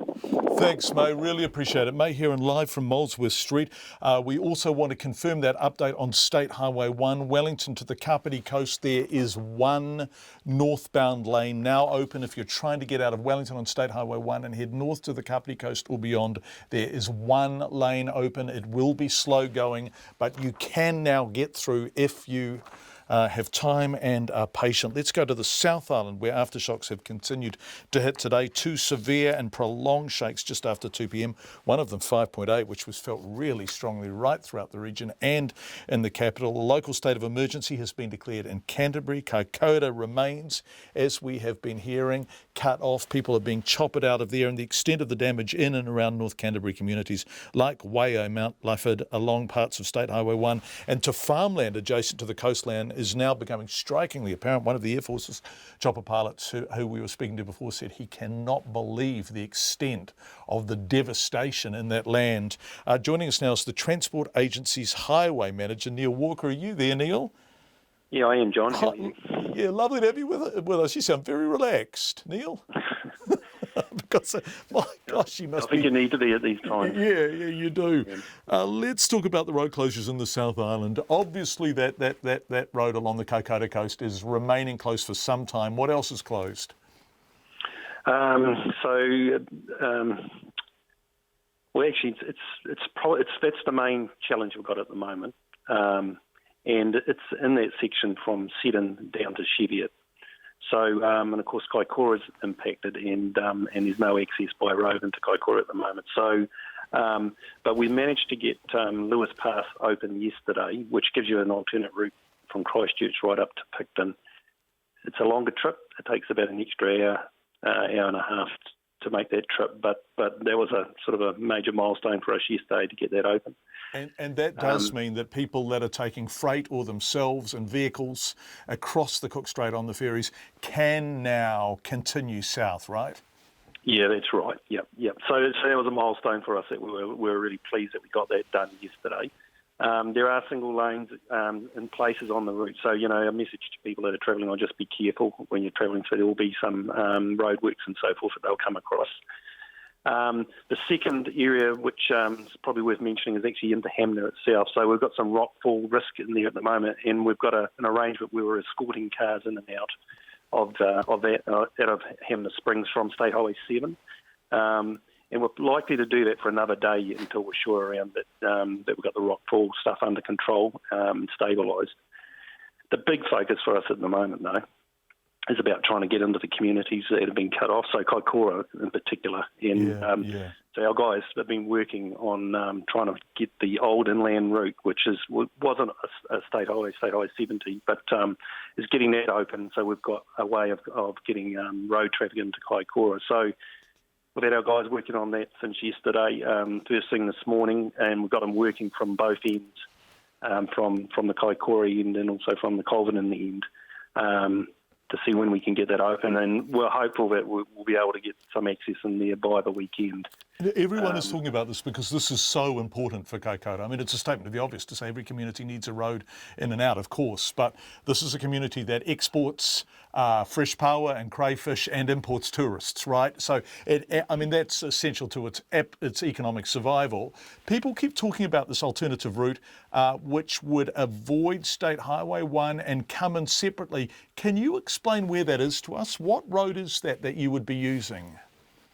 So for those that are familiar with the road, so I think it's Waipara where you come in and head up the Lewis Pass towards Hamner Springs. Yep.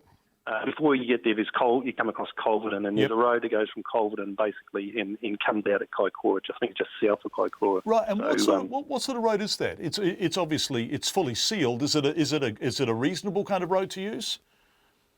Yeah, it's got its issues now since the earthquake, and it's an okay road to use. It's sealed for all of the distance, typical 2-lane sealed road. So we're pretty confident that we should be able to get a reasonable link into Kaikoura while we go through and sort out what we're going to do on State Highway 1 itself. Neil Walker from the NZTA is the Highways Manager there. Thank you so much for your time there. We were discussing precisely these issues with Simon Bridges just before we came on air. There is some big picture stuff here. Let's begin with Simon Bridges, who is, of course, the Transport Minister. How bad is State Highway 1? Oh, it's bad. Look, I think between Seddon and Cheviot, it's a very bad situation. If you take rail, for example, you've got 7 bridges out of action. You've got some very significant realignments, parts of the rail track that's just unusable. And really, it's a mirror image of that on the road. In fact, probably worse, actually, some very significant slippages. And if you just sort of think about the Manawatu Gorge, for example, back in 2011, significant slip. It's about $30 million worth of work there. It took a year to deal with that. Here in just this, 14, 15 kilometres, perhaps a bit more than that, of roading, you've got several of those. I think that gives you a sense of the scale, and that's just the slips before, as I say, you get to the road realignment where it's just completely changed underfoot, where it's dropped away. The Prime Minister used the comparison of the Manawatu Gorge last night, and I'm interested in that because what that seems to be preparing is an understanding that this is going to take a hell of a long time and cost a hell of a lot of money. Yeah, and look, I think those two things are broadly speaking true. I mean, I think we got to have a sense of realism about the time frame on State Highway 1. Actually, it's open up to Seddon from the north and the south through to Cheviot, but in that middle bit, I think the realistic position is it's going to take several months. And I think what the Prime Minister's also said, and this is entirely in keeping with what, in this case, in relation to roading, at least the Transport Agency's been saying to me is, actually, we don't want to do just exactly what we've done. I mean, we could just clear the debris, sweep the road, if you like, if that was what was needed. We don't want to just do that, because if we do that, fundamentally, we'd have the same issues in due course, potentially, that we've got. So I think there is some scope here to be thinking about, given what has happened, how can we improve this road and make sure in terms of safety, the resilience to these kind of events, and potentially the efficiency as well, we are doing possibly even a better job than what we've had. Yeah, it's absolutely essential that those sorts of discussions are had. But in the meantime, Kaikoura, which is a community that, absolutely relies on State Highway 1 bringing it tourists and therefore a livelihood, is cut off.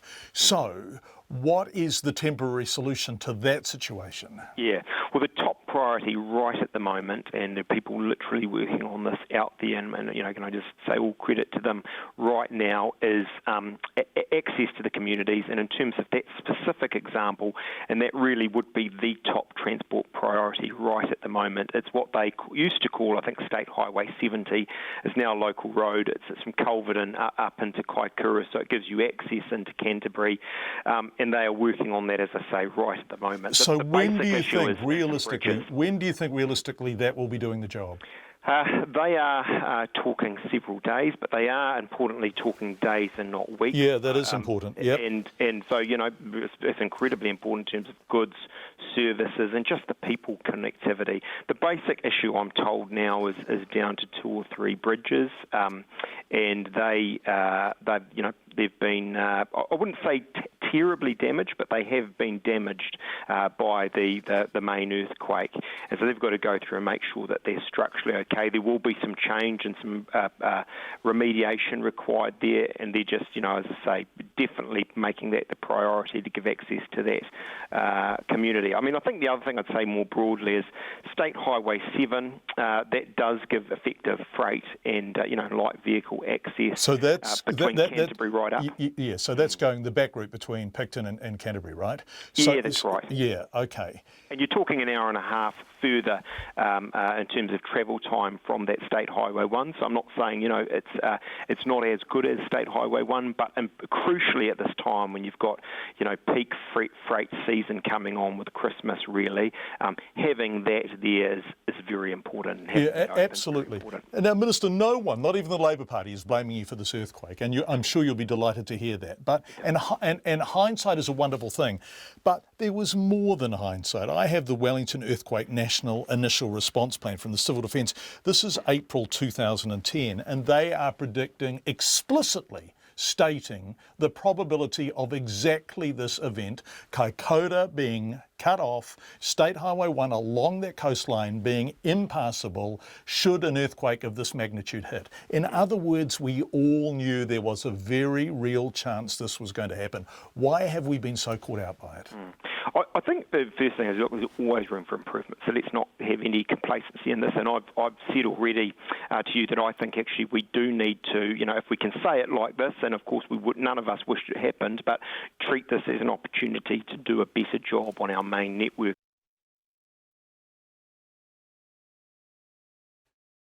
That's the Transport Minister, Simon Bridges, who did also say how pleased he is at the rate of work that is being done to get the roads open, particularly that road into Kaikoura. Our reporter Kate Newton has just arrived in Seddon from Ward, where 22 people are still in an evacuation centre there. Kate, you're joining us. Welcome, Kate, joining us via Live View. What have you been doing on your travels around the Upper South Island? Kia ora, John. This afternoon, I've spent several hours hitching a ride with a civil defence crew who have come from Blenheim via Seddon and then down to Ward, which is about 20 minutes south of Seddon, where, as you said, there are still 22 people, 11 adults, 11 children, and actually one parrot in a welfare centre there. Some of those houses were quite badly hit, and after that we carried on down south through the closed portion of State Highway 1. So it's closed from Seddon. Just behind me here is State Highway 1, and just around the corner is the cut-off point for public access. So we were able to get through there and travel probably down about 30 kilometres of State Highway 1, assessing the damage on the way down as far as Kekaringu, which is into the Kaikoura district. And what is the damage like, Kate? How bad is it as you head south along State Highway 1? Well, look, it is, the state and the scale of it is quite impressive. It looks almost as though something with enormous claws has kind of raked at the road at random. There are huge cracks, both horizontally across the road and in some cases sort of right down the centre of the road. Some of them are actually really deep. You can see down into them that they're almost over a foot deep. And then all along the sides of the road there are rock falls everywhere covering the road. We stopped at one point at Ward Beach, just down on the coast, to actually go and have a look at some of those rocks. People may have seen images now of rocks that have actually been thrown up by the earthquake. That entire part of the coastline appears to have been raised by a couple of metres, and there are seaweed exposed or seaweed covered rocks that have been exposed. So we went down and had a look at those as well. But yeah, there are just huge potholes, huge kind of slumps in the road, and it really is only passable by four-wheel drive vehicles driving very, very carefully. Yeah, it's going to be a long, long time before that road is functioning normally again. Kate, it is. We were commenting on the way down. Sorry, have you in your travels been feeling aftershocks? Boy, there's been a couple of big ones, particularly after 2 p.m, 5.2 and 5.8. Did you feel them? Yeah, those two big ones we did feel. I was actually in ward at the time talking to one of the residents there who was staying at the welfare centre, and both of us felt it. We sort of stopped mid-conversation, just kind of tried to calm her three young sons who were in the car who also felt it, and they're exhausted and frightened and scared as well. But yeah, we did feel that one. Kate, thank you. Kate Newton, live from Seddon.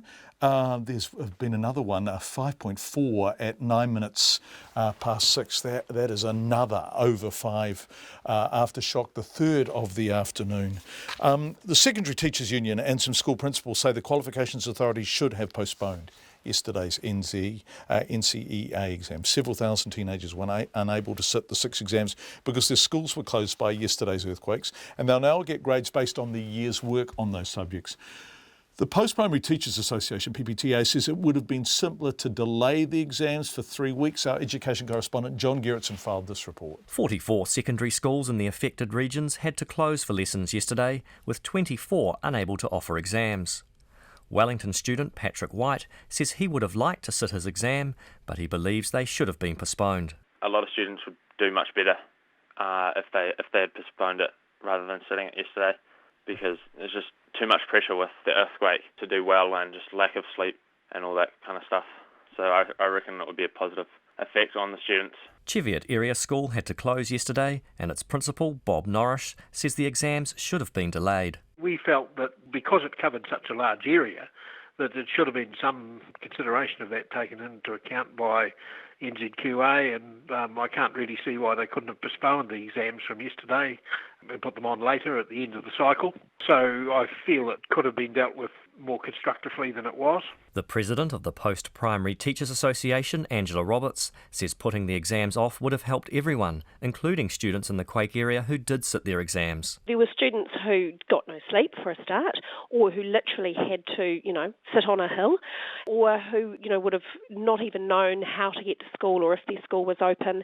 And any one of those factors would have made it incredibly difficult for them to do the best job that they could. The Vice President of the Secondary Principals Association, Mike Williams, says the quakes are likely to impair some teens' performance in other exams, but the Qualifications Authority has handled the situation well. There will be some students closer to the epicentres who this will disrupt their entire exam program, and they're going to need derived grades if their performance is affected right through.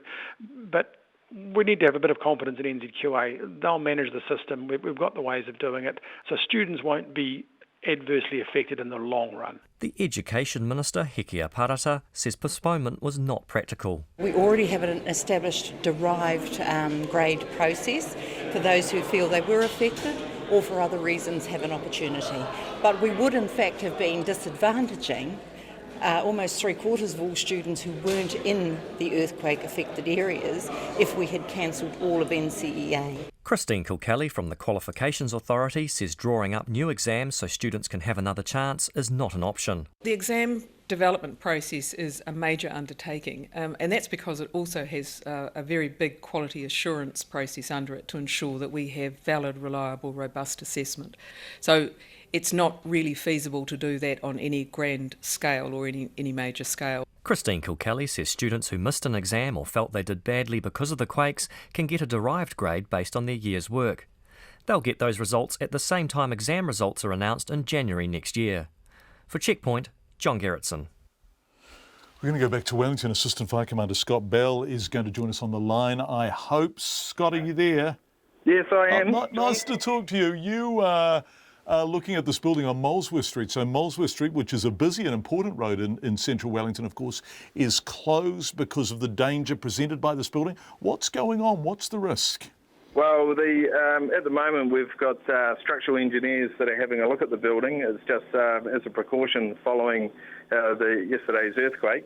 So we've got some of our executive officers here on site, our youth team on site, and they're walking around the property with structural engineers to determine its integrity. Okay. Has there been some internal collapsing we have heard? Is that the case? Floors or ceilings giving way inside the building? I can't confirm that. Obviously something raised the alarm to get us here in the first place.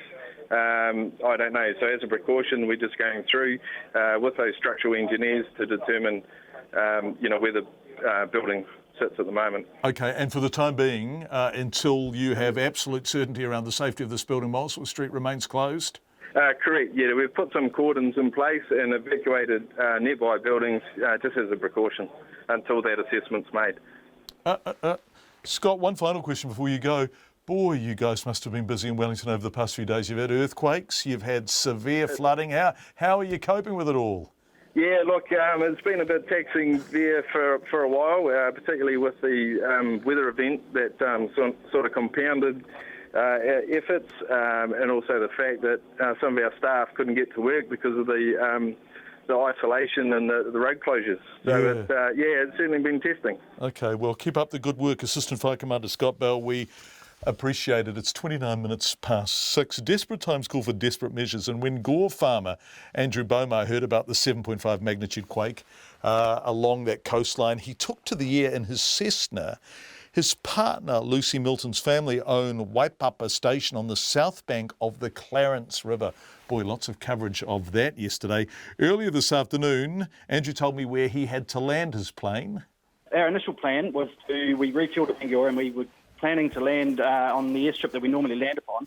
And it's just to the north of the fault line that runs through. And so we could see a tremendous amount of upheaval. And so decided that we'd probably best not to land there. We'd also made contact with another guy, Ben Boyce, who runs Clarence guiding rafting trips on the Clarence. And so we picked a bit of road that was just to the north of the bridge, and obviously you could see nobody was on it and the road was closed. And just landed there. There was a nice area that you can pull right off the main road as well. So we landed there, picked up Ben, and we went up the river to check on his rafting operation. He had a couple of rafts on the river. Yes, it was a bit of a scary hour or two yesterday afternoon when there were kayakers and rafters feared missing on the river. Did you go looking for them? Yes, we did, yep. So we'd gone up to establish that his two were safe.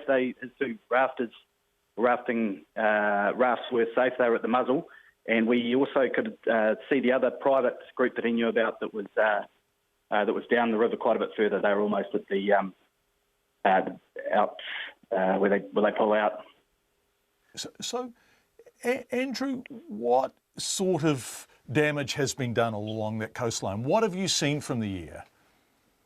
It's phenomenal. The subsidence, the movement of obviously millions of tonnes of material is just incredible. The photo that shows the three cows standing on an island, that's on Lucy's property, and those three cows are still there now. We're hoping to get back down and tidy that up shortly. So are those cows still there? I understand they are. Yes, yep. We're just heading back down to get them sorted. It won't be a big job. So you'll be able to get them off? Yes, we will. Yep, we'll be able to do that. Yep. And the extraordinary thing is actually not so much the cows themselves, which is a curiosity, and I hope the cows are saved, but the amazing land damage and subsidence you are able to see all around it. The land has simply disappeared and sunk from view. It has. So on the north side of that whole face was a valley, and that face has just, as you say, subsided and filled that gully up. It is incredible. You need to see it firsthand, really, to appreciate it. It's phenomenal. So that's a hell of a lot of damage. Did she lose stock? Have you lost stock through there? No doubt there will be stock losses. Yes, yeah. But we went round and ascertained that sort of nothing was. We couldn't do anything to help anything, sort of in the short term. So we're just sort of heading back there now. Stockwood is probably going to be the next issue. So just up here ordering water pipe as well to go back down and repair that system. I spoke to Andrew earlier today. You will know, of course, and I know everyone is delighted about this, that the cows have since been rescued. They are safe and well, but boy, the landscape they were in certainly is not well at all. It's 27 minutes to 7.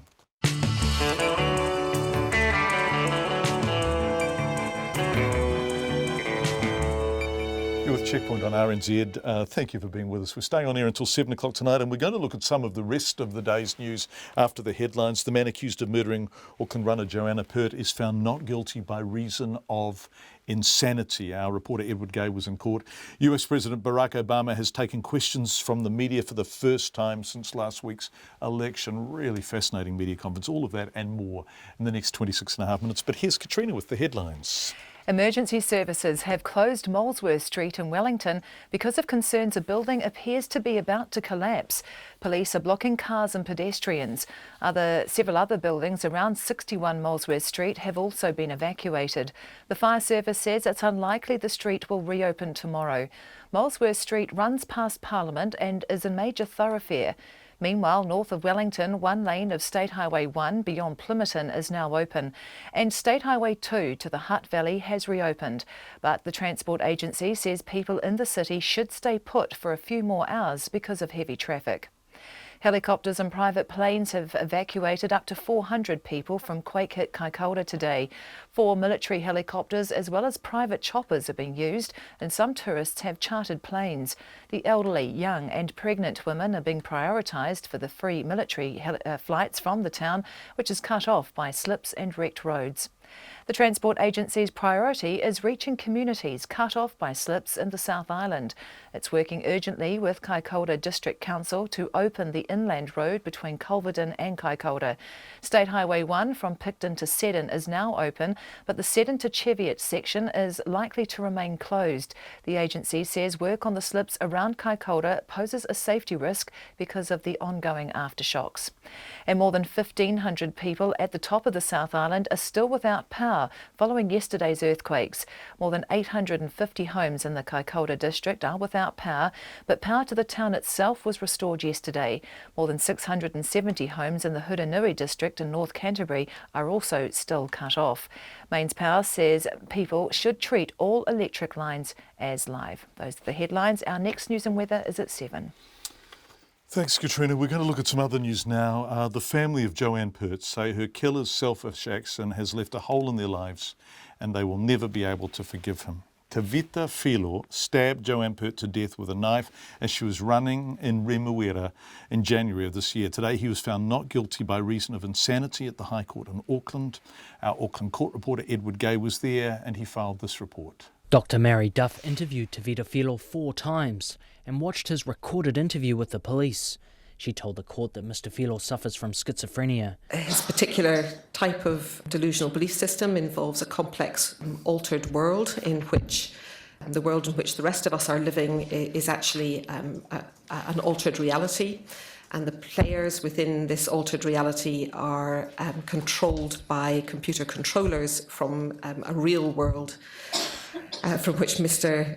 Filo has been temporarily banished whilst he has to complete some actions, missions or tasks within this virtual world that the rest of us would call the real world. She said the 25-year-old hears voices that comment on what he's doing, what he should say and what he should do next. He continued to believe that the person who he had killed was not a live human being, but rather that they were a computer-animated, controlled, artificial being. Mr. Filo told the doctor that by committing the crime, he believed he'd end the game. The doctor concluded that Filo had no way of knowing right from wrong and that there was no way he was faking it. The Auckland Crown solicitor Brian Dickey said that finding was supported by Professor Malsop. He said Miss Pert's family, many of whom attended court today, had grappled with the legislation around mental health, but were left angry and unable to forgive. The horrendous death of their most beautiful and most talented, highly intellectual, much-loved sister and wonderful mother of 2 beautiful children has left an open wound in their hearts which will never heal over. and in every minute and hour of every day, Joe is in their hearts. Justice Gilbert outlined Mr Filo's offending. There is no doubt that Mr Filo tragically killed Ms Pert in a sudden and completely unprovoked attack by stabbing her once in the throat. Mr Filo then went to Auckland Hospital where he indecently assaulted a woman. He indecently assaulted a second woman at a bus stop before handing himself into the police. Justice Gilbert remanded Mr Filo into the care of a secure mental health unit so he could get continued treatment and to protect the community. Filo had been suffering from hallucinations for 5 years, and there was evidence that he had randomly approached other people in the community in the days leading up to the killing. Outside court, Detective Inspector Kevin Hooper said Mr Filo was pulled over by the police after following a couple in his car just 10 hours before killing Miss Pert. A knife was found in his car. Based on their assessment of the situation, the officers used their discretion and issued a roadside warning. I can say that it's common practice throughout New Zealand for officers to use their discretion when dealing with roadside stops. And from a police perspective, we encourage our staff to use their discretion. Do you think that discretion was warranted, though, that given that this is a man that was following people and was armed with a knife? I'm satisfied from what I know of the situation that their decision was warranted, yes. He said police had no record of his mental health issues and there's no evidence he received any treatment in the lead up to the killing. Mō te hōtaka o te ahi ko Edward Gay aho. Coming on to 20 minutes to 6, you are with an extended checkpoint tonight. We've only just got to the other news of the day. We have been looking at the earthquake and the terrible earthquakes, plural, many, many plurals in fact, and the terrible weather in Wellington. But let's go to the US now, where President Barack Obama is taking questions from the media for the first time since last week's presidential election. And on the eve of one of his last trips abroad, the president has sought to calm fears about some of Donald Trump's more radical campaign promises. Among other assurances, Mr Obama says the president-elect told him he remains committed to NATO. Here's the ABC's North American correspondent, Michael Vincent. US President-elect Donald Trump has called NATO obsolete. He has said that it is not up to the task of combating terrorism. The President-elect earlier this year told the New York Times, if we're not going to be reasonably reimbursed for the tremendous cost of protecting these massive nations with tremendous wealth, then I would absolutely be prepared to tell these countries, congratulations, you will be defending yourself. But after meeting the current president, it appears Donald Trump has changed his mind. President Obama. In my conversation with the President-elect, he expressed a great interest in maintaining our core strategic relationships. And so one of the messages I will be able to deliver is his commitment to NATO and the transatlantic alliance. I think that's one of the most important functions I can serve at this stage during this trip, is to let them know that there is no weakening of resolve when it comes to America's commitment to maintaining a strong and robust NATO relationship, and a recognition that those alliances aren't just good for Europe, they're good for the United States, and they're vital for the world. After heading to Greece, where he's expected to visit the Parthenon and talk about the nation's debt, President Obama will be meeting with Germany's Chancellor Angela Merkel, as well as the leaders of Britain, France and Italy. Today he took an almost philosophical view of the power of the US President in world affairs. The influence and the work that we have is the result not just of the President, it is the result of countless interactions and arrangements and relationships between our military and other militaries and our diplomats and other diplomats. There is enormous continuity beneath the day-to-day news that makes us that indispensable nation when it comes to maintaining order and promoting prosperity around the world. That will continue. President Obama is also heading to APEC in Peru, where he's expected to talk to China's president. Russia's leader, Vladimir Putin, is also expected to attend. President-elect Trump's team has issued a statement saying Mr Putin had called today to offer his congratulations on winning a historic election. During the call, the statement says, the two leaders discussed a range of issues, including the threats and challenges facing the United States and Russia, strategic economic issues, and the historical US-Russia relationship that dates back over 200 years. President-elect Trump noted to President Putin that he is very much looking forward to having a strong and enduring relationship with Russia and the people of Russia. In a statement from the Kremlin, it says the pair also spoke about Mr. Putin being ready for a partnership dialogue, that President Putin said they are ready for dialogue on the basis of mutual respect and non-intervention into each other's internal affairs.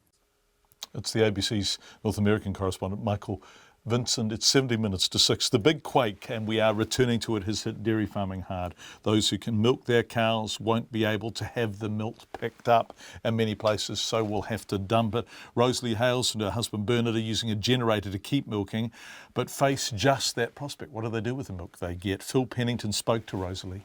Our power is down, but we're lucky enough to have a generator. In the light of the Christchurch earthquakes, we thought we'd better be prepared up here, and with winds and everything. So a couple of years ago we invested in a big generator, and so now we have the ability to milk. But unfortunately, having the ability to milk doesn't mean our milk is going to be collected, because of course Fonterra are going to have trouble getting their trucks into the area to collect milk from anyone who can keep milk in their vat. So your milk has to be cooled to a certain temperature and kept there. They wouldn't collect it if it was warm. So no, we'll be tipping milk out, unfortunately, and I have heard of farmers whose shed structures have been damaged so badly that they're going to dry their cows off. So is it some of your neighbours that you've heard about that? Yes, some in the surrounding areas have been really badly hit by the earthquake. Turntables and circular yards have actually been, incapacitated. Also, as farmers who irrigate the substructure underneath the ground with the earthquake, we don't know what the damage is for that yet, so we might not be able to irrigate all this season. To the pipework? Yes. So there's pipework that's been damaged underground with the shifting of the plates. The Kincaid water supply is to our cows. We're out of water this morning because that we don't know what's happened there with the pipeline. So we've got diggers in there at the moment trying to fix that up. So it is a big worry. We as a family are fine, but it's the day-to-day running of the farm that's going to be a challenge for our son, and a real issue for lots of dairy farmers around here.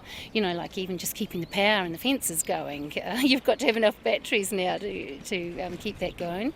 That runs off power, so you've got to get your old little units out and start putting batteries in them. Have we got enough? I don't think so. So things like that. And so your generator's enough to run the milking shed and the house, but is that about it? Well, it can run the house, yes, but it doesn't at this point. So we're just living off a barbecue and what have you. But that's fun. But the shed is the most, important thing. It's Rosalie Hales, who is a farmer, of course, talking to Phil Pennington. Let's go to Kaikoura now, where Phil's colleague, in fact, all of our colleague, Tim Graham, is joining us live from the main street in Kaikoura.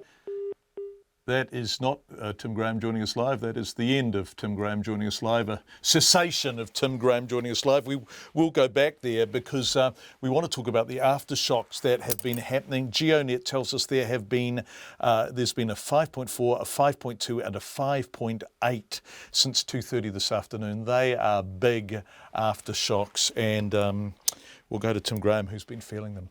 No, we've got Tim. Are you there? You're back. Tim, are you there, bro? Tim Graham. Tim, are you there?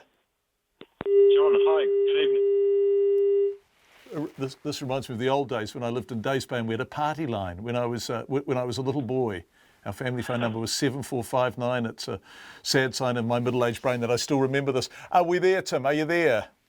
Yes, John, can you hear me? Good evening. Yeah, loud and clear. It's lovely to have you with us. And I have to say, actually, in 5 hours of Checkpoint over the last 2 days, we've had miraculously good telecommunications in and out of there. That's the first real glitch we've had, so good work by someone. Tim, what's it like in Kaikoura, and can you describe what it's like when those big aftershocks hit? Well, I can say I didn't get much sleep overnight, John, because there were a fair few sizable aftershocks last night, and it was rough, I'm not going to lie, but surely not nearly as rough for the residents of Kaikoura who have damaged homes and businesses and are really trying to just kind of hold their nerve here. Yeah, it's just brutally psychologically tough, isn't it? Because you have been absolutely rocked, literally and metaphorically, set back. You want to start again, and you just want those damn things to stop, don't you? You definitely do. And it's interesting, actually. I'm on the main street of Kaikoura right now, just taking stock of the scene here. I'm outside the Foursquare, which is taped off with police emergency tape. There's newspapers from Sunday still on the rack in there, which obviously haven't been moved. The closed sign's up. I mean, it doesn't get much more quintessentially Kiwi than that, does it really, the roped-off Foursquare? And also here in Kaikoura, as I'm sure anyone who's been here will know, it's full of souvenir shops. And another real sign of the damage that's been done here and the shake that's been felt in so many ways is the power earrings that have been knocked over. It's the power necklaces, it's the key rings, it's the manuka honey, which is jolted off its shelf in here. It's the cheese shop, which is closed and has a cracked marble floor these days. Yeah, it's a real picture of a small town that's going to take a long time to rebuild. Yeah. What have you been existing on, surviving on, you and Phil Pennington, the RNZ team there? Because the marae has been doing amazing work, incredible, generous Ngāi Tahu hospitality, but there hasn't been much else on offer, has there?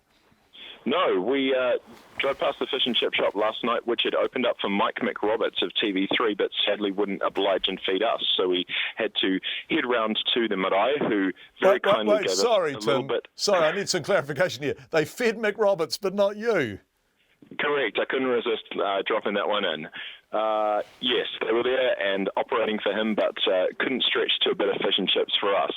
So we popped around to the marae, had a little bit of chicken and ham and some lovely hospitality from the people there. They had probably about 50 or 60 sleeping on the floor late last night by the time we got around there. And yeah, it's difficult to get something to eat. It's difficult to get a beer as well. I had Jesse Mulligan ask me this afternoon how the beer supply was holding up, and I had to say, well, I haven't actually seen a pub that's open in the town, so can't even give you a report on that count. And one final question, how are the tourists coping who came there for something wonderful, a slightly frontier adventure by the standards of many of the tourists who visit it, but have found themselves in a situation they could never possibly have imagined. Now, we know some of them are out, have been taken out by helicopter, but those who are left, what sort of mood are they in? What sort of state are they in? I'm surprised, actually, John, how resilient and how upbeat the remaining tourists actually are. They're in a lovely part of the country. We were interviewing some of them earlier on today, and they were commenting on the fact that, there's beautiful mountain ranges that you can cast your eyes up to from the main street here in Kaikoura, and there's an incredible vista of the sea, as anyone will know who has been here before. And, there are worse places to be dealing with this sort of thing, I well imagine. But Kaikoura's tourists are actually, for the most part, the ones that we have spoken to, holding up very well and taking it in their stride. Many of these people, you have to remember, have never experienced an earthquake before, let alone a magnitude 7 quake here in New Zealand. Tim Graham, live from the main street of Kaikoura. Tim and Phil Pennington doing such great work there for RNZ. Thank you, Tim. Leighton Marshall, we're going to leave Kaikoura but not go too far away. Leighton Marshall runs the Alpine Lodge in St Arnaud, which sits right on the Alpine Fault, Rainbow Skifield nearby. He told me via live view he was hosting a conference there when the quake hit. We had Kaikoura District Council here having a conference. They arrived on the Sunday, so all that team had to be back in Kaikoura. That was a bit tricky for them. Some of them left straight after the earthquake.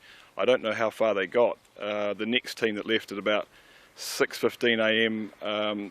Were getting picked up by a helicopter and getting flown in because they are all part of the civil defence. How bizarre. So the people who needed to be in Kaikoura were actually there with you. What sort of damage, if any, did you sustain? Well, we got quite a good whack from the set-in quakes and learnt that if we put some little railing around our shelves to hold our wine bottles, that would save us quite a lot of smashing of glass. So we had a couple of wine bottles slide out of racks, but nothing smashed. Incredible, really, considering how I was talking to a person from Hamner, a hotelier, and he was saying that one of his TVs got chucked 20 feet across the room. So the motion that we felt here was nothing compared to what they had. Yes, Leighton, this is entirely relevant to the program we're doing tonight because we're talking about what we can learn from earthquakes and what we can implement to mitigate damage and make us better prepared. And in fact, you learnt from the Seddon example that you can stop your wine bottles falling off the shelves. Well, one of the things I always see on the media love to show it is that supermarkets and liquor stores and things, and with all the debris on the floor and the aisles. And it's funny that we're normally, as Kiwis, we're pretty good at coming up with fixes to stop that sort of stuff from happening. We can come up with some pretty funky shelving, and we still don't have the correct stuff in place. I think it would be a fairly simple design. Well, it is used in other situations. So what now for you? Are there concerns that you have, for example, about roads that can't be used? Kaikoura is simply cut off. Will there be an impact, do you think, to tourism? Have bookings been cancelled, or are you expecting business as usual right through the summer period? That'll be interesting. We're seeing the first signs of cancellations coming through. Obviously, yesterday people were struggling to get here. We had some guests that arrived from Hamner. They managed to get out late in the day. We lost the conference, of course, because the district council had to get back to Kaikoura, but we picked up a tour of 40 people who got diverted our way. But we've had one tour tonight cancelled because they can't get out of Kaikoura again. So I think we will pick up some business. We'll lose some as well. We'll just see how we get on.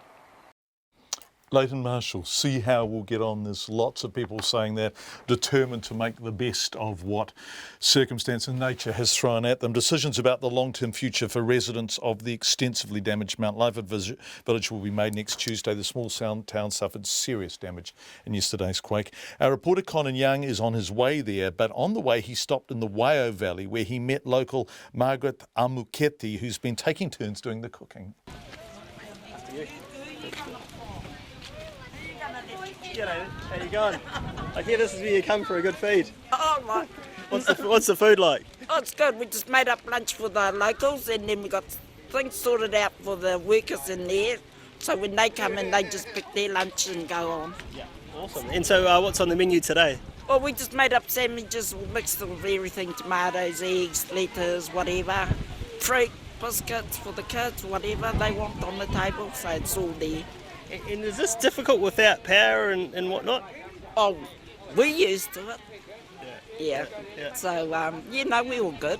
It's looking pretty good for a place that hasn't had power for a couple of days. It's all looking pretty civilised. We're all sorted. We got the barbecues over there to start everything off. So, we're good.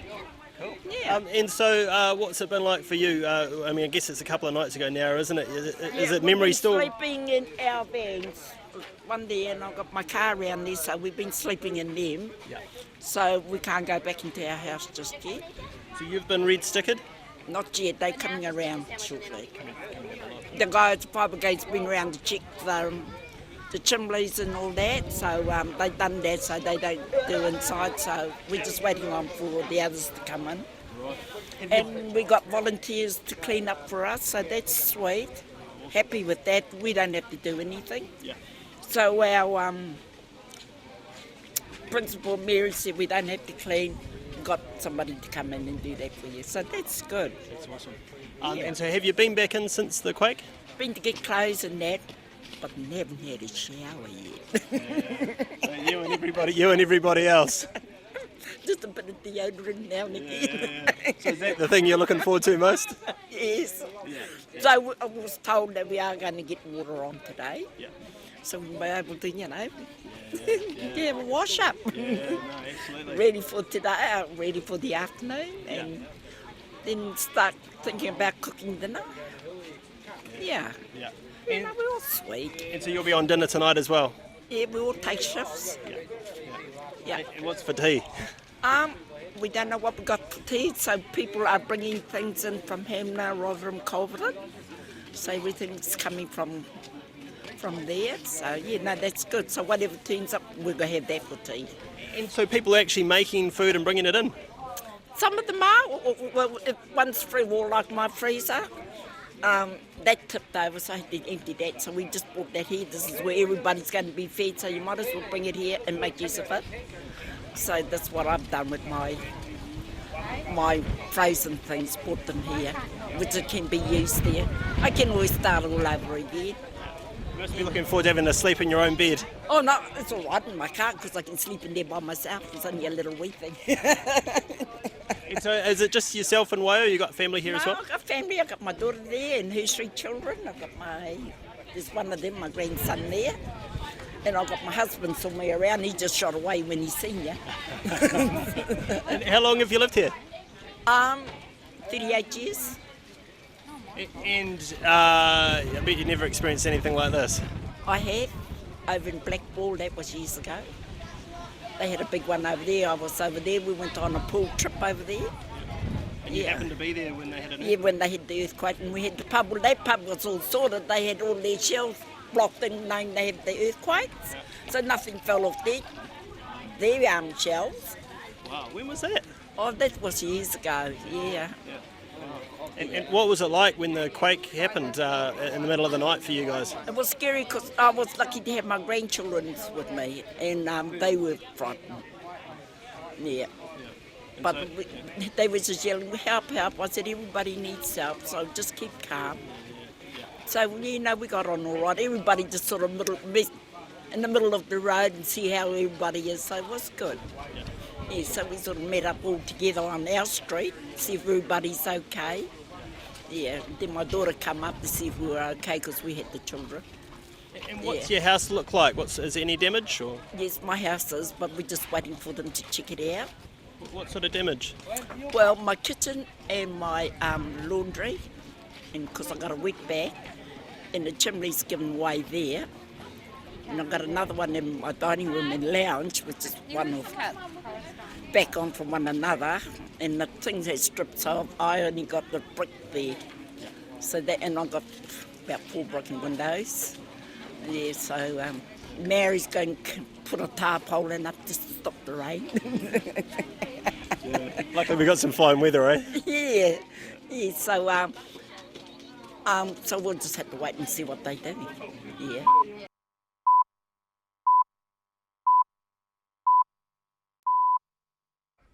RNZ News at 7. Ngā mihi nui, good evening, ko Katrina Batten tēnei.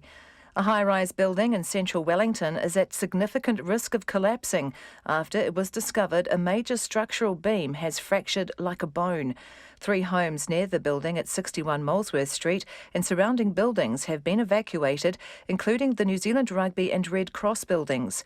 The street and parts of nearby Hill Street have been cordoned off. The Fire Service Regional Commander, Brendan Nally, says the crack was discovered by engineers during routine checks that follow a major earthquake. The clear structural failure is a major beam, a vertical beam in the building has been shorn. It looks somewhat like a broken bone in a leg. So it's fractured through. So it's a major supporting beam. It's up above the 5th floor, so it's the top 4 floors of the building. Brendan Nally says it's